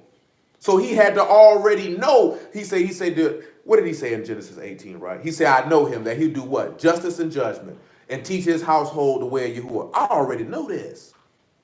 I know what type of man that I'm dealing with. We don't take the time to know who you dealing with, what they're about, how they going to treat you. Do they even know what love is? You're like, more people don't even know what it is. More people don't even like love. This man says, as many as I love, I chasten and rebuke. So to take someone through a period of disciplining them and correcting them, individuals don't take that as love. They don't feel like a person loved them if they do that. Just let me do what I want to do. Oh, that nigga. But they call it, see, people don't went a little too far with tough love, you know what I'm saying? But really, people don't like to tell somebody the truth is to tell them you love them. Your breath stink. Nigga won't even tell a nigga their breath. Nigga know this nigga breath stink. You ain't gonna tell him his breath stink. Because you don't want to hurt his feelings.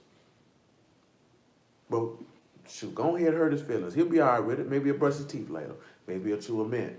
Maybe he'll get some gum. Maybe he'll gargle Listerine. But either way it go, it show you that. But when you look at what he talk about, kindness. I don't think most people ever had nobody be kind to them unless they were being kind to them so that there was some sexual intercourse involved. That's why I've always told, it's a little different for a man. That's why I always told every woman, if you really want to know how a nigga feel about you, let him know he can't have no sex and hold to it. And see how he treats you. You know what I'm saying? And see how he treats you.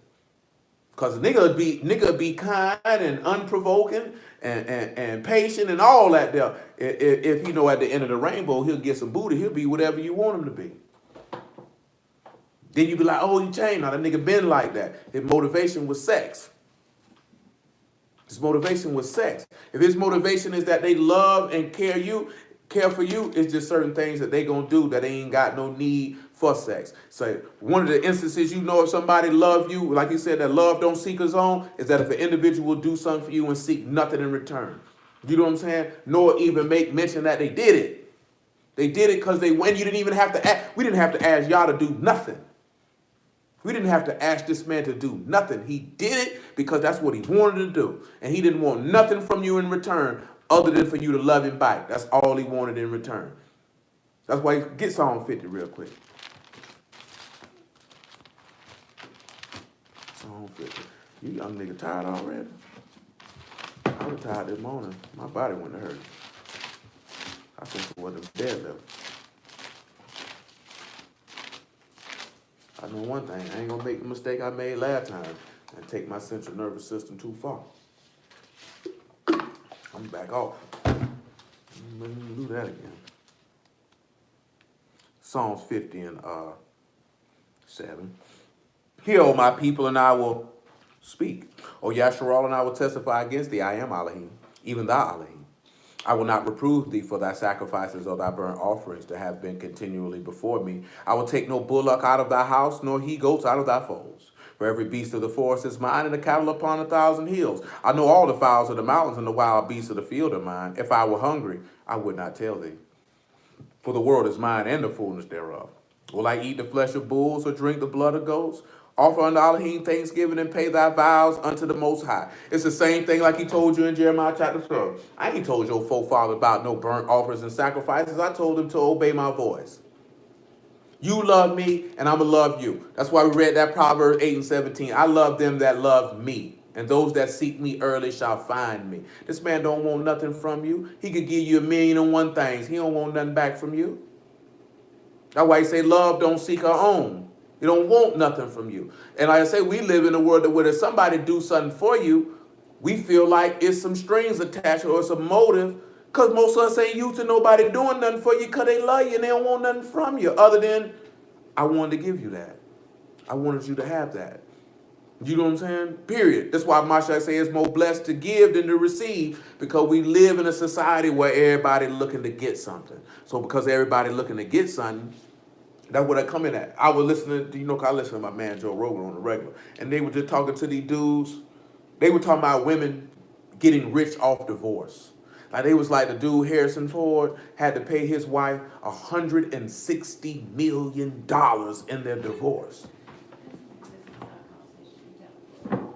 No, I definitely listen to Joe Rogan. I listen to Joe Rogan podcast. Shoot, you heard me listen to that dude say he don't believe in love, but I had seen that podcast before. So, yeah, that wasn't fun. Now, he just was running down the list. He was talking about a friend of his that he got that got to pay alimony to his wife for the rest of her life. And she moved her boyfriend in his house, and he had his private investigator trying to catch him because according to California law, if she move a nigga in the house, he ain't got to pay her alimony no more. So every time he do that, the nigga throw all this stuff in the U-Haul and slide, and then when the nigga leave, he come back in there and put his stuff in the house. Like, she don't have no impetus to get married.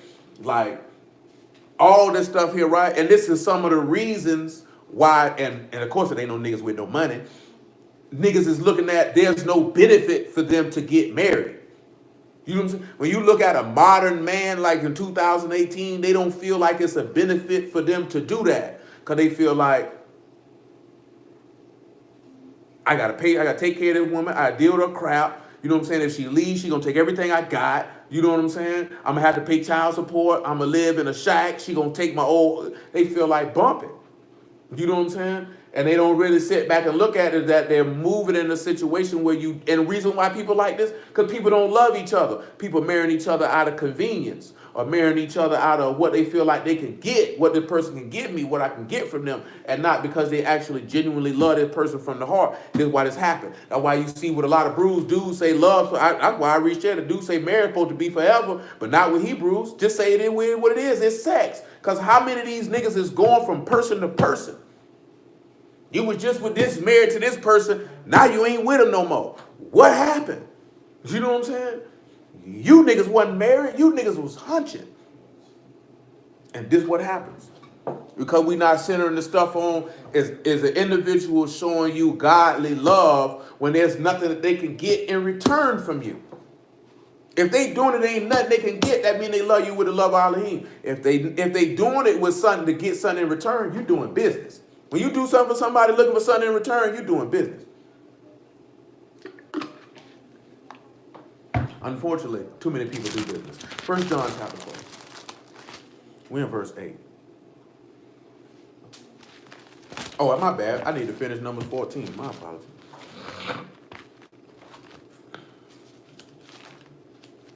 Got a little ahead of myself. Let's take ourselves to verse 18. Now, of course, you know Moses is pleading on our behalf that Yah don't take us out. Yahuwah is long-suffering and of great mercy, forgiving iniquity and transgression, and by no means clears the guilty, visiting the iniquity upon the fathers, the iniquity of the fathers upon the children to the third and fourth generation. Pardon, I beseech thee, iniquities of this people, according to the greatness of thy mercy, as thou hast forgiven this people from Mizraim even unto now. And Yahuwah said, I have a pardon according to thy word. But truly as I live, all their rats shall be filled with the esteem of Yahuwah. Because all those men which have seen my esteem and my miracles, which I did in Mizraim and in the wilderness, and have tempted me now these 10 times, and have not hearkened unto my voice, surely they shall not see the land which I swear unto their fathers, neither shall any of them that provoked me see it. But my servant Caleb, because he had another Ruach with him and have followed me fully, him will I bring into the land whereunto he went, and his seed shall possess it. Now the Amalekites and the Canaanites dwelled in the valley. Tomorrow turn you and get you into the wilderness by the way of the Red Sea. And Yahuwah spake unto Moses and Aaron, saying, how shall I bear with this evil congregation which murmur against me? I have heard the murmurings of the children of Yasharal, which they murmur against me. They say unto me, say unto them, as truly as I live, saith Yahuwah, as you have spoken in my ears, so will I do to you. Your carcasses shall fall in this wilderness, and all that were numbered of you, according to your whole number, from 20 years old and upward, which have murmured against me. Doubtless you shall not come into the land concerning which I swear to make you dwell therein, save Caleb the son of Jephunneh and Yahushua the son of Nun. But your little ones which you said shall be a prey, them will I bring in, and they shall know the land which you have despised. But as for you, your carcasses, they shall fall in the wilderness, and your children shall wander in the wilderness 40 years, and bear your whoredoms until your carcasses be wasted in the wilderness. After the number of the days in which you search the land, even 40 days, each day for a year, you shall bear your iniquities, even 40 years, and you shall know the breach of my promise. You will have said, I will surely do it unto all this evil congregation that are gathered together against me in the wilderness. They shall be consumed, and there they shall die. And the men which Moses sent to search the land, who returned and made all the congregation to murmur against him by bringing up a slander upon the land, even those men that did bring up the evil report upon the land died by the plague before Yahuwah. So now you sit there and you look at that. That's why we looked at the thing with Ezekiel, because you abhorred him and you despised him. So now I'm going to put these hooks in your jaws, and I'm going to turn you back around, and you're going to feel the power of my son. You're going to feel the power of Elohim. You're going to feel that power because you provoked him, because you hated him, because you contemned him, because you despised him and the things that he has to offer. And Yah is not easily provoked. Now, we sit back and look at it, right? He said that they provoked him, tempted him how many times? 10 times. 10 times before he told them that they would not enter the land. And the final straw was to say the place that he promised to their fathers was an evil place. And that's what got them out. How many people feel like somebody could try them 10 times before they snap? You think you can say, do that 10 times? I'm talking about depending on looking at what we did to y'all. I don't know if I'd have had the patience not to be provoked to bust them niggas in the jaw to first. How many times can we read in this law where he said, let me kill him, and he ain't do it? Because he's not easily provoked, going back to how he's slow to anger or slow to wrath, because wrath work not the righteousness of Elohim. So when you look at love, it's not easily provoked. Then you don't easily turn from loving someone to hating them, to despising them, to abhorring them. If that occurs, it's because you never loved them, which meaning the love of Elohim never existed in you. 1 John chapter 4. That's why he say, beloved, let us love. And an example of that is Saul. See, Saul was easily provoked, right? He turned on David real quick, didn't he? As soon as he heard talking about David got Saul killed 1,000. David killing them by the 10,000s. Word. Think about that, right? He was easily provoked and despised David quickly. Didn't even take long. All it took was him to hear the people sing David's name. He would provoke. He hated him after that. Then tried to cop deuces over and over again. You know you hate. See, that's the worst type of nigga. You know you don't like that man. Stop trying to act like you like that man because he more righteous than you. And he keeps showing you that. You know you don't like him. It's all right. You don't got to like it. God like it. That's how y'all supposed to be looking at. Don't worry about who don't like you. Worry about if y'all like you. You shouldn't give two Russian nickels if a nigga walking the earth don't like you, long as y'all do. He said, he that, this is 1 John 4:8, he that love not, know not Elohim, for Elohim is love. And this was manifested, the love of Elohim towards us, because the Elohim sent his only begotten Son in the world, that we might live through him. Herein is love, not that we loved Elohim, but that he loved us, and sent his Son to be the propitiation for our sins. So let's take a look at that and consider that, right? Which is going back to what we were sitting back talking about. When we read in Micah. It's not that we loved Elohim because he loved us. He was kind with us. He was long-suffering with us. He was not easily provoked with us. He sought not his own with us. And he believed, hoped, and endured all things, and his love never failed. Remember in Isaiah 65:1, he said, I'm sorry for people who are not called by my name, though I'm spreading out my arms all the day to a rebellious, gainsaying people. He said, I'm not sent but unto the lost sheep of the house of Yasharal. Say, Elohim so loved the world, he gave his only begotten Son. Greater love hath no man than this, that a man laid a life down for a friend. He said he loved his own all the way to the end. This is what it say about the testimony of Yahushua. This is what the Gospels bear witness to when in regards to this man. Did man say, let this cup pass if it be possible, but let your will be done. I could ask my Abba for 12 legions of Malachim right now, but how would the scriptures be fulfilled? And he went up there and he got on that tree and he died. His love for Yasharal never failed. His wife's love failed. Quickly, too. What's the first transgression they committed coming out of the wilderness? You know?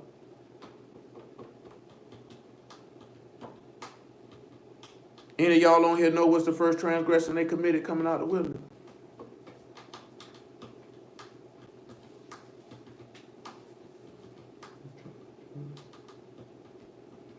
It's already been mentioned.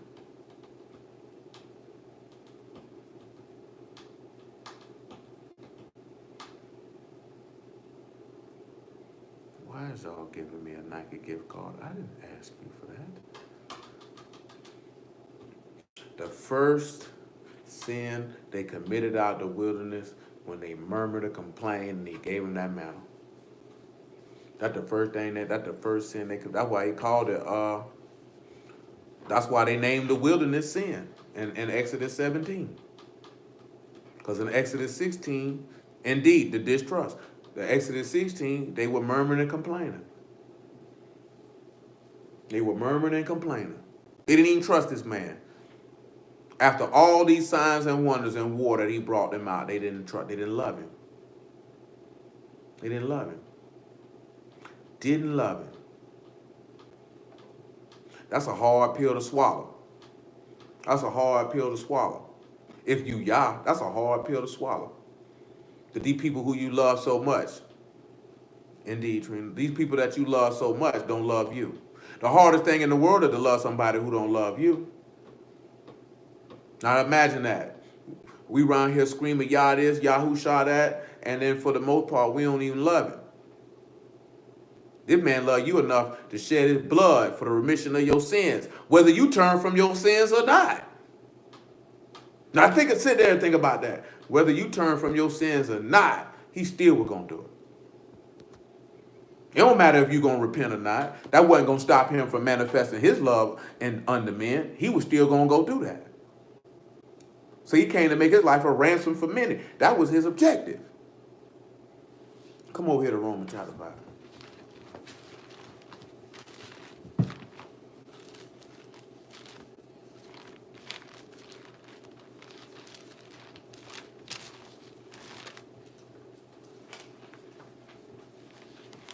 And the reason why we're using that to zero in on is this. If Yahushua, if the living Elohim didn't divorce his wife and marry another, a nigga ain't got no business doing the same. That love didn't fail. That man found a way to reconcile with his wife. Matter of fact, something just came to my head for that. I guess I'll go take a look at it. Romans chapter 5. and verse 5. And hope make not ashamed, because the love of Elohim is shed abroad in our hearts by the Ruach HaKadosh, which is given unto us. For when we were yet without strength, in due time a Mashiach died for the ungodly. For scarcely for a righteous man will one die, yet peradventure for a good man some would even dare to die. But Elohim commend his love towards us, and that while we were yet sinners, a Mashiach died for us. Much more then, being now justified by his blood, we shall be saved from wrath through him. So that goes into whether, since you're not provoking him or abhorring him or despising him, he doesn't have a need to put hooks in your jaws to pull you towards his strength or his power. He don't have no need to do that. He said, for when we were enemies, for if when we were enemies, we were reconciled to Elohim by the death of his son, much more being reconciled shall we be saved by his life. And not only so, but we also joy in Elohim through our master Yahushua HaMashiach, by whom we have now received the atonement. So now we look at this here, right? Again, we still get a little bit of the long suffering or the patience that we discussed a little bit on Wednesday, but we also see how he is not easily provoked. Because he could have easily despised us and just cast us away and got a whole nother wife. But instead he did this. 2 Samuel chapter 14. And then we'll go to Romans 7. Praise God. We worked it back in there for. I didn't want you to consider this. When you consider that how y'all moving towards us, and not just with a spouse, but with anybody you deal with, period, then the love of Elohim could be manifested, because we're looking at how he actually took that and distributed that. When you're looking at you not easily provoked, that means you don't easily despise someone. You don't easily abhor someone or cast them away from you like, I hate you, stay away from me. That's basically what he's telling you. Love does not easily despise. Doesn't easily despise. You don't easily despise. We see that love is long-suffering, or love is patient. Because remember, Elohim is love. So when you take these attributes on by the word and lay them up in your heart and they become your actions, this is how the Ruach HaKadosh will be implanted in you, because this is a manifestation of your faith, because faith come by hearing and hearing come by the word, and the just live by their faith. So because you believe this and you take on his nature, then you begin to become him and he dwells in you. Very simple process. Don't let people make you think that this process is more difficult than what it is, because it's not. It's very simple. That's why I say nobody come through and mess with the simplicity of Hamashiach. This stuff's simple. 2 Samuel 14 and 10 is sufficient. He said, the king said, whosoever saith aught unto thee, bring him to me, and he shall not touch thee any more. Then she said, I pray thee, let the king remember Yahuwah the Elohim, that would not suffer the revengers of blood to destroy any more, lest they destroy my son. And he said, as Yahuwah live, there shall not one hair of thy son fall to the earth. Then the woman said, let thy handmaid, I pray thee, speak one more word unto my master the king. And he said, say on. The woman said, wherefore hast thou thought such a thing against the people of Elohim? For the king doth speak this thing as one which is faulty, and that the king doth not fetch home again his banished. For we must needs die, and are as water split on the ground, which cannot be gathered up again. Neither doth Elohim respect any person, yet he doth devise means that his banished be not expelled from him. He comes up with a means that his banished is not expelled from him. Now, I want y'all to come over here before I get to Romans 7, come over here to 1 Corinthians chapter 7. And again, this all stemming off of a conversation I had, but like, okay, when you're looking at divorce. And I still ain't pulled Ezekiel 16 and Jeremiah 3 yet, but we're going to pull it. About what he called us an adulterous woman. Well, we were an adulterous woman after we came in the land. We really sit back and you look at it, because somebody sit back and look at, okay, and the reason why I say this here is the adulterous one after we put out the land to go on the fact that if you're married to another, you commit adultery after you've been divorced. That's why we read Isaiah 50. Because remember, you look at what we did in the wilderness, we committed fornication. Uncleanliness was found in us. That means he could put us out. He chose not to. When he finally did give you this bill of divorce because this uncleanliness was found in you and you married another, you sought to try to come back to your husband. And how do we justify that? When we came back from Babylon, you sought to come back to your husband. But see, now the land is defiled. The land is defiled. That's why Yahushua had to come through and clean that up. But nevertheless, 1 Corinthians chapter 7. 1 Corinthians 7 and 10. And unto the married I command, yet not I, but the master, let not the wife depart from her husband. But, and if she depart, let her remain unmarried or be reconciled to her husband, and let not the husband put away his wife. Now you sit back and see that there. He said he didn't command it. That came from the master. We already see that from what we read in Mark 10. And we already see that from what we read in Malachi. He said, don't you put them away. He said, but if you remain unmarried, because if you marry somebody else, you're going to be committing adultery. Come over here to Jeremiah 3. Let me get that now before we get to Romans 7.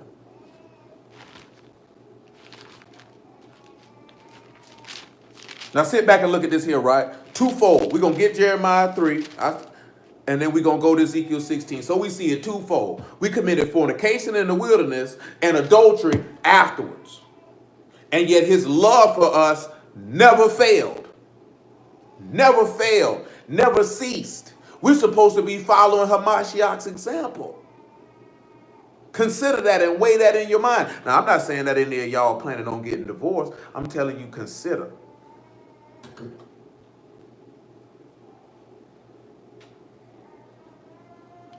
Jeremiah 3 and 1. They say if a man put away his wife and she go from him and become another man's, shall he return unto her again? And shall not the land be greatly polluted? But thou hast played the harlot with many lovers, yet return again to me, saith Yahuwah. Lift up thy eyes unto the high places and see where thou hast not been lain. With in thy ways thou hast sat for them as the Arabian in the wilderness, and thou hast polluted the land with thy whoredoms and thy wickedness. Therefore the showers have been withholden, there have been no latter rain. And thou hast a whore's forehead, thou refuse to be ashamed. So you got a whore's forehead, you refuse to be ashamed. You refuse to be ashamed. Refuse. He said, you done went and laid with many lovers, yet you coming back to me. This man is here telling you, my land polluted. I can't take you back. The land unclean if I do this. The land is unclean if I do this. Come on back to, come over here to Ezekiel 16.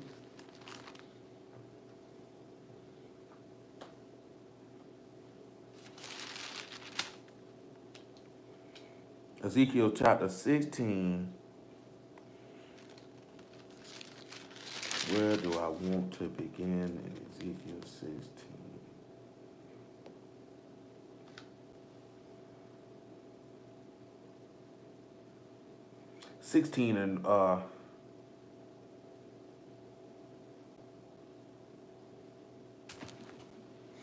And 40 is sufficient.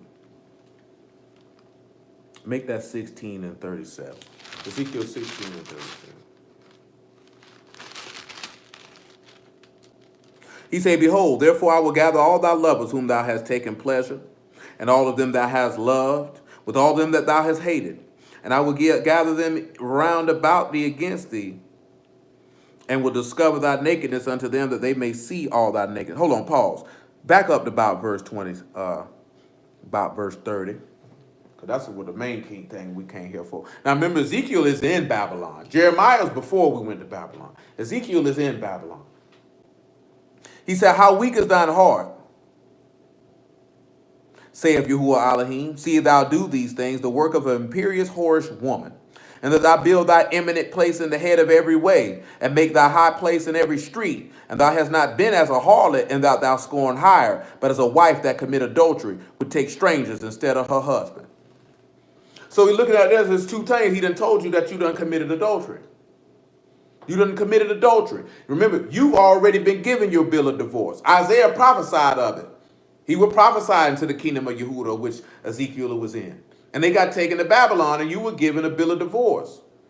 You marry another, you can't come back to your husband. So if you come back to your husband, the land is greatly polluted. We came out of Babylon and came back. That means that land was greatly polluted. Something had to be done to cleanse it. Because you, like this here, got to devise a means that my banished might be returned unto me. Because love don't fail. He didn't take another spouse. Y'all didn't take another spouse. He could have. He didn't though. Because that precept in Deuteronomy 24 wasn't for the man, it was for the woman. Said the woman couldn't go back to her latter husband. It didn't say nothing about that man. That man could have went and been free to marry whoever he wanted to, and he would have not been condemned.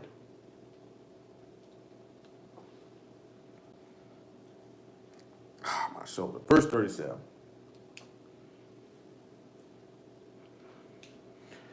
Behold, therefore I will gather all thy lovers whom thou hast taken pleasure, and all them that thou hast loved with all them that thou hast hated, and I will gather them round about against thee, and will discover thy nakedness unto them, that they may see all thy nakedness. And I will judge thee as a woman that brake wedlock and shed blood are judged. And I will give thee blood and fury and jealousy. And I will also give thee into their hand. They shall throw down thy eminent place, and shall break down thy high places. They shall strip thee also of thy clothes, and they shall take thy fair jewels, and leave thee bare and naked. So now he says he's going to judge you as a woman that break wedlock and shed blood are judged. Well, what does our law say that should happen with that? They should die. Then he said, I'm going to strip you out of your clothes. Throw down your eminent place or your high place. Well, let's look and see. Matthew. Let's look and see. Matthew 27. We already seen he drunk that cup for the sin and remission of sins. You know you finna die. Yahushua was judged as a blasphemer. They judged him. Remember, somebody who shed blood, a murderer, got to die. An adulteress got to die. That's what the law say. But let's see if they stripped him out of clothes. In Matthew 27. Let's see if they stripped him out of clothes. I think I hate when these frames keep glaring up on me like that, man. Matthew 27:27. The soldiers of the governor took Yahushua into the common hall, gathered him into the whole band of soldiers. They stripped him and put on him a scarlet robe. And when they planted a crown of thorns, they put it upon his head. And when a reed in his right hand, they bowed the knee before him and mocked him, saying, Hail, Malach of the Yahudim. And they spit upon him, took the reed, smote it on him on the head. And after they mocked him, they took the robe off him, put it on his own raiment, led him away to be crucified. Come on back to Ezekiel 16, I should say. So remember he said, I'll give you into your enemy's hands. And you see he was given into his enemy's hands, scribes, Pharisees, the Romans. They threw down his eminent place, him being the son of Elohim, now he just but a man. Stripped him out of his clothes, left him naked and bare, or exposed. His sin is exposed. Or our sins, anyway. Verse 40. They shall also bring up a company against thee, and they shall stone thee with stones and thrust thee through with their swords. Y'all know that they thrust him through with that javelin right through his side. And they shall burn thy houses with fire and execute judgments upon thee in the sight of many women. And I will cause thee to cease from playing the harlot, and they shall give no hire anymore. You know the women was out there. Tell you that in Zechariah 12. They sat there and they watched it. Hit him with the furnace of affliction, and nobody paid him anymore. Verse 42, so I'll make my fury to rest towards thee to rest, and my jealousy shall depart from thee, and I will be quiet and will be no more angry. So now we have a covenant with shalom that he took upon this man because his love didn't fail. Because thou hast not remembered the days of thy youth, but thou hast fretted me in all these things. Behold, I will also recompense thy way upon thine head, saith Yahuwah Elohim. Thou shalt not commit this lewdness above all thy abominations. Behold, everyone that used proverbs shall use this proverb against thee, saying, as is the mother, so is her daughter.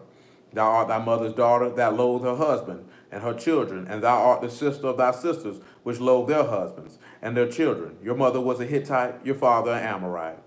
And thy eldest sister is Samaria, she and her daughters that dwell in thy left hand, and the younger sister that dwell at thy right hand is Sodom and her daughters. Yet thou hast not walked after their ways, nor done after their abominations. But as it were a very little thing, thou hast corrupted more than they in all thy ways. As I live, saith Yahuwah Elohim, Sodom thy sister have not done, she nor her daughters has done, thou and thy daughters. Behold, this was the iniquity of thy sister Sodom, pride, fullness of bread. Abundance of idleness was in her, and her daughters neither did she strengthen in the hand of the poor and needy. And they were haughty and committed abomination before me. Therefore I took them away as I saw good. Neither hath Samaria committed half thy sins, but thou hast multiplied thy abominations more than they, and they have justified thy sisters in all thy abominations. And we're just going to cut that right there, because he's going to keep on letting you know why he had to execute this wrath on this people. All executing this wrath on his son, because this is how much his son loved you, to take all that on instead of you taking it. Romans chapter 7. I'm going to finish 1 John 4. That's why he said that he didn't love us. We didn't love him. He loved us to be the one to take those sins. All that wrath that you just heard him say by all the stuff we were doing, he took that out on this man, because love don't fail. So you sit back, look at it is, I've put you away, but I got to devise a plan to bring you back, because I'm not marrying another woman. See, you committed fornication with get me by laying with the golden calf. And then you turn around and commit adultery against me when I put you out by laying with other gods. And you committed adultery with me while you was in my house, opening your feet to everybody that passed by. Yet he still did not pick another woman, because he hate putting away. That wasn't his objective. So he had to find a way to bring you back. Oh, I tell you, love never fails. It don't fail. Love endures all things, bear all things, hope all things. Love never fails. That's what it tells you. Dang, what?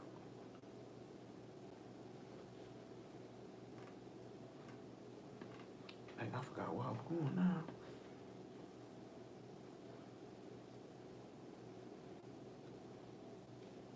God, I just said it and I forgot it just that quick. Well, let's go back to 1 John chapter 4. Y'all willing, then come back. Oh, Romans 7. That's true. Been waiting on that one all night. Praise y'all for that. Been waiting on that one all night. Romans 7:1. Know ye not, brethren, for I speak to them that know Torah, how that Torah have dominion over man long as he live. So for the woman which have a husband is bound by Torah to her husband, so long as he live. But if the husband be dead, she is loose from the Torah of her husband. So then, if while her husband live, and she be married to another man, she shall be called an adulteress. But if her husband be dead, she is free from that Torah. So she is no adulteress, though she be married to another man. Wherefore, my brethren, you are also become dead to Torah by the body of Hamashiach, that you should be married to another, even to him who is raised from the dead, that we should bring forth fruit under Elohim. For when we were in the flesh, the motions of sin which were by Torah did work in our members to bring forth fruit unto death. But now we are delivered from Torah, that being dead wherein we were held, that we should serve in newness of Ruach and not in the oldness of the letter. What does this mean? Meaning, if you know the law, we look at that, a woman cannot marry a man while her husband is still alive. If her husband is dead, then that law does not apply to her, and she can marry whom she will. Well, you sit back and look at it. Our husband was alive, Yahusha, and you committing sins. You marrying another, you marrying other gods. Now Yahusha has came and he has died and resurrected from the dead. Now you are free from that, which what we were looking at in that Deuteronomy 24, that if you leave and you go to sit back in the latter husband be dead, and you try to go back to the former, the land is greatly polluted, which we read in Jeremiah chapter 3, the land greatly polluted, full of your sins. So what does Yahusha, and I was going to grab John 15, where he said, you're clean from the word which I have spoken unto you, which where he was speaking to his apostles directly. But now you sit back and look at it, he shed his blood, which was shed for many for the remission of sins. The blood is going to wash away your iniquity or purify the land. Now because the land has been purified and you can be married to another, now you can return to dwell in this place. Because if he does not do this, we can never return to the land of Yasharal, because the land is polluted. See, nobody don't even sit back and look at it from this direction. The land is unclean because your husband put you away and you married another and you thought you were going to come back. Now the land is greatly polluted. You done filled it up with your abominations. And you thought you were going to come back here and chill? You thought Yah was going to come dwell, bring the tabernacle of Elohim down under men and live in that? So it's showing you the example from Yah's perspective. Not from man's perspective, but from Yah's perspective. He said you're going to reconcile with your wife. You can get you another one. Definitely, man. I don't care what they got. They smoking crack. You want to leave them? You can leave them. You just can't go get you another one. You got to remain unmarried. It is what it is. That's the way of Yahuwah. It's not my way. Because truth be told, before the word, I personally did not care. Didn't make me no never mind. You know what I'm saying? I ain't think nothing of it. I knew for me personally, I was only getting married one time. I ain't know nothing about no word. Ain't no leaving. We don't work this out. You just gonna sit down and be mad. We don't work this out. That's just me. I'm in it for the long haul. You'll be all right. You know what I'm saying? Yeah, it's gonna be days I get on your last nerve and vice versa, but you're gonna be all right. You ain't going nowhere. And I ain't thinking about that because of no, oh, if I had some money and she divorced me into, I ain't care nothing about all that. I was only signing up for this for one time. One time. It didn't even cross my mind, let's get married 2-3 times and all that. For what? We're doing this one time. That means if I made that decision I wanted to marry you, that means that I don't no longer want to consider any woman walking this earth other than you. That means clearly that there are characteristics that you possess that I feel like no other woman can match, and I don't even have the desire to find out. Because, everybody say, you're the most beautiful woman in the world. People just say that you can't say that. You ain't seen every woman in the world. You ain't met every woman in the world. But it boiled down to that you made a decision that this woman has things that you know that you cannot find anywhere else, and you don't want to roll the dice to find out. I don't want to roll. I'm straight. I don't want to look nowhere else. I'm good. So that's what a mature mind man looking at. See, an immature mind looking at how she look. Oh, she fine. She's pretty. Oh, yeah, that bring you in. But if you ain't got nothing on the inside to go along with that, I'm not finna marry you for what? That's shallow. So I'm going to make a decision that you're going to be my partner for life based off how you look. Based off we can have fun together. Yeah, having fun together and all that stuff is cool. But when you talking about getting married, this is a partnership. I got to make sure we on the same page. That we believe the same things. That we share the same thought process and that we have things in common. This is why he tell you not to be unequally yoked with non-believers. You think y'all going to have something in common with a sinner and marry them? With an unbeliever and marry them? With someone who is not kind, which is not compassionate, which is not long-suffering, which don't have wisdom, which don't have understanding, you think he going to be a companion with them? You think he going to be joined with that? That's retarded. When we talk about looking at the word, get yourself out to play. We make the mistake because we want to interject ourselves and take yourself out to play and look at it from a godly perspective. That don't make sense. We supposed to say, we saying we sons and daughters of Elohim, we Yahudim, we God's people, we chosen people, thinking like men though. Carnal. Instead of thinking like godly people think, which is with the word of Yahuwah. I'm not joining myself to that. That don't make sense. You don't possess these. We don't have nothing in common.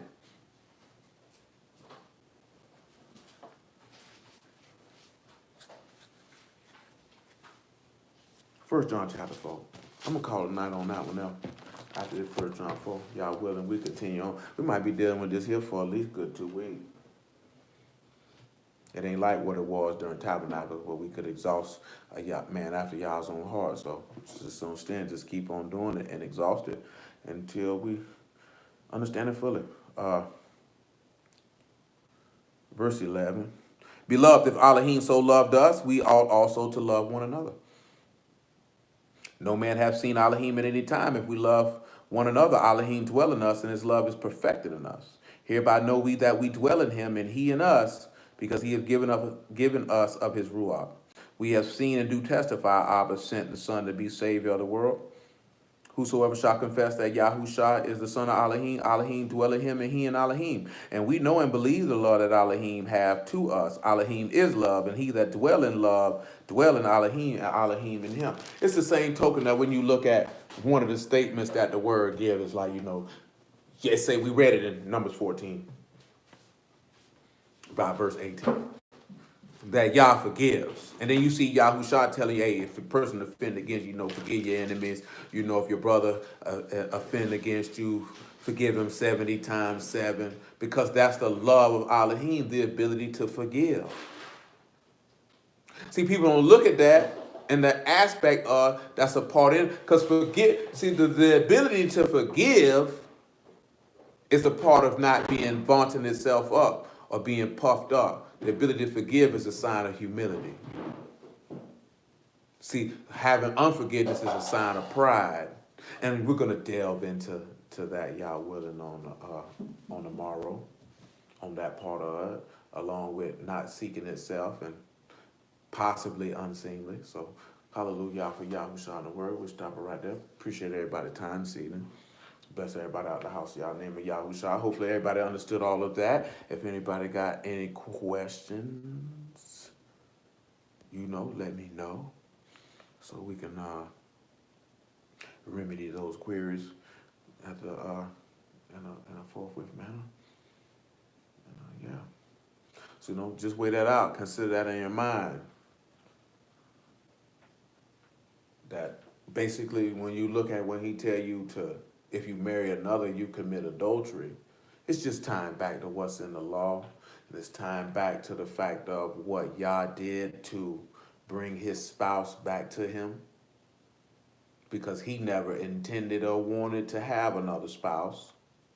And to not look at those precepts from the concept of a man, because we looked at it from the concept of a man to see what Yah's will and his mystery was to get the intent of why he told you that.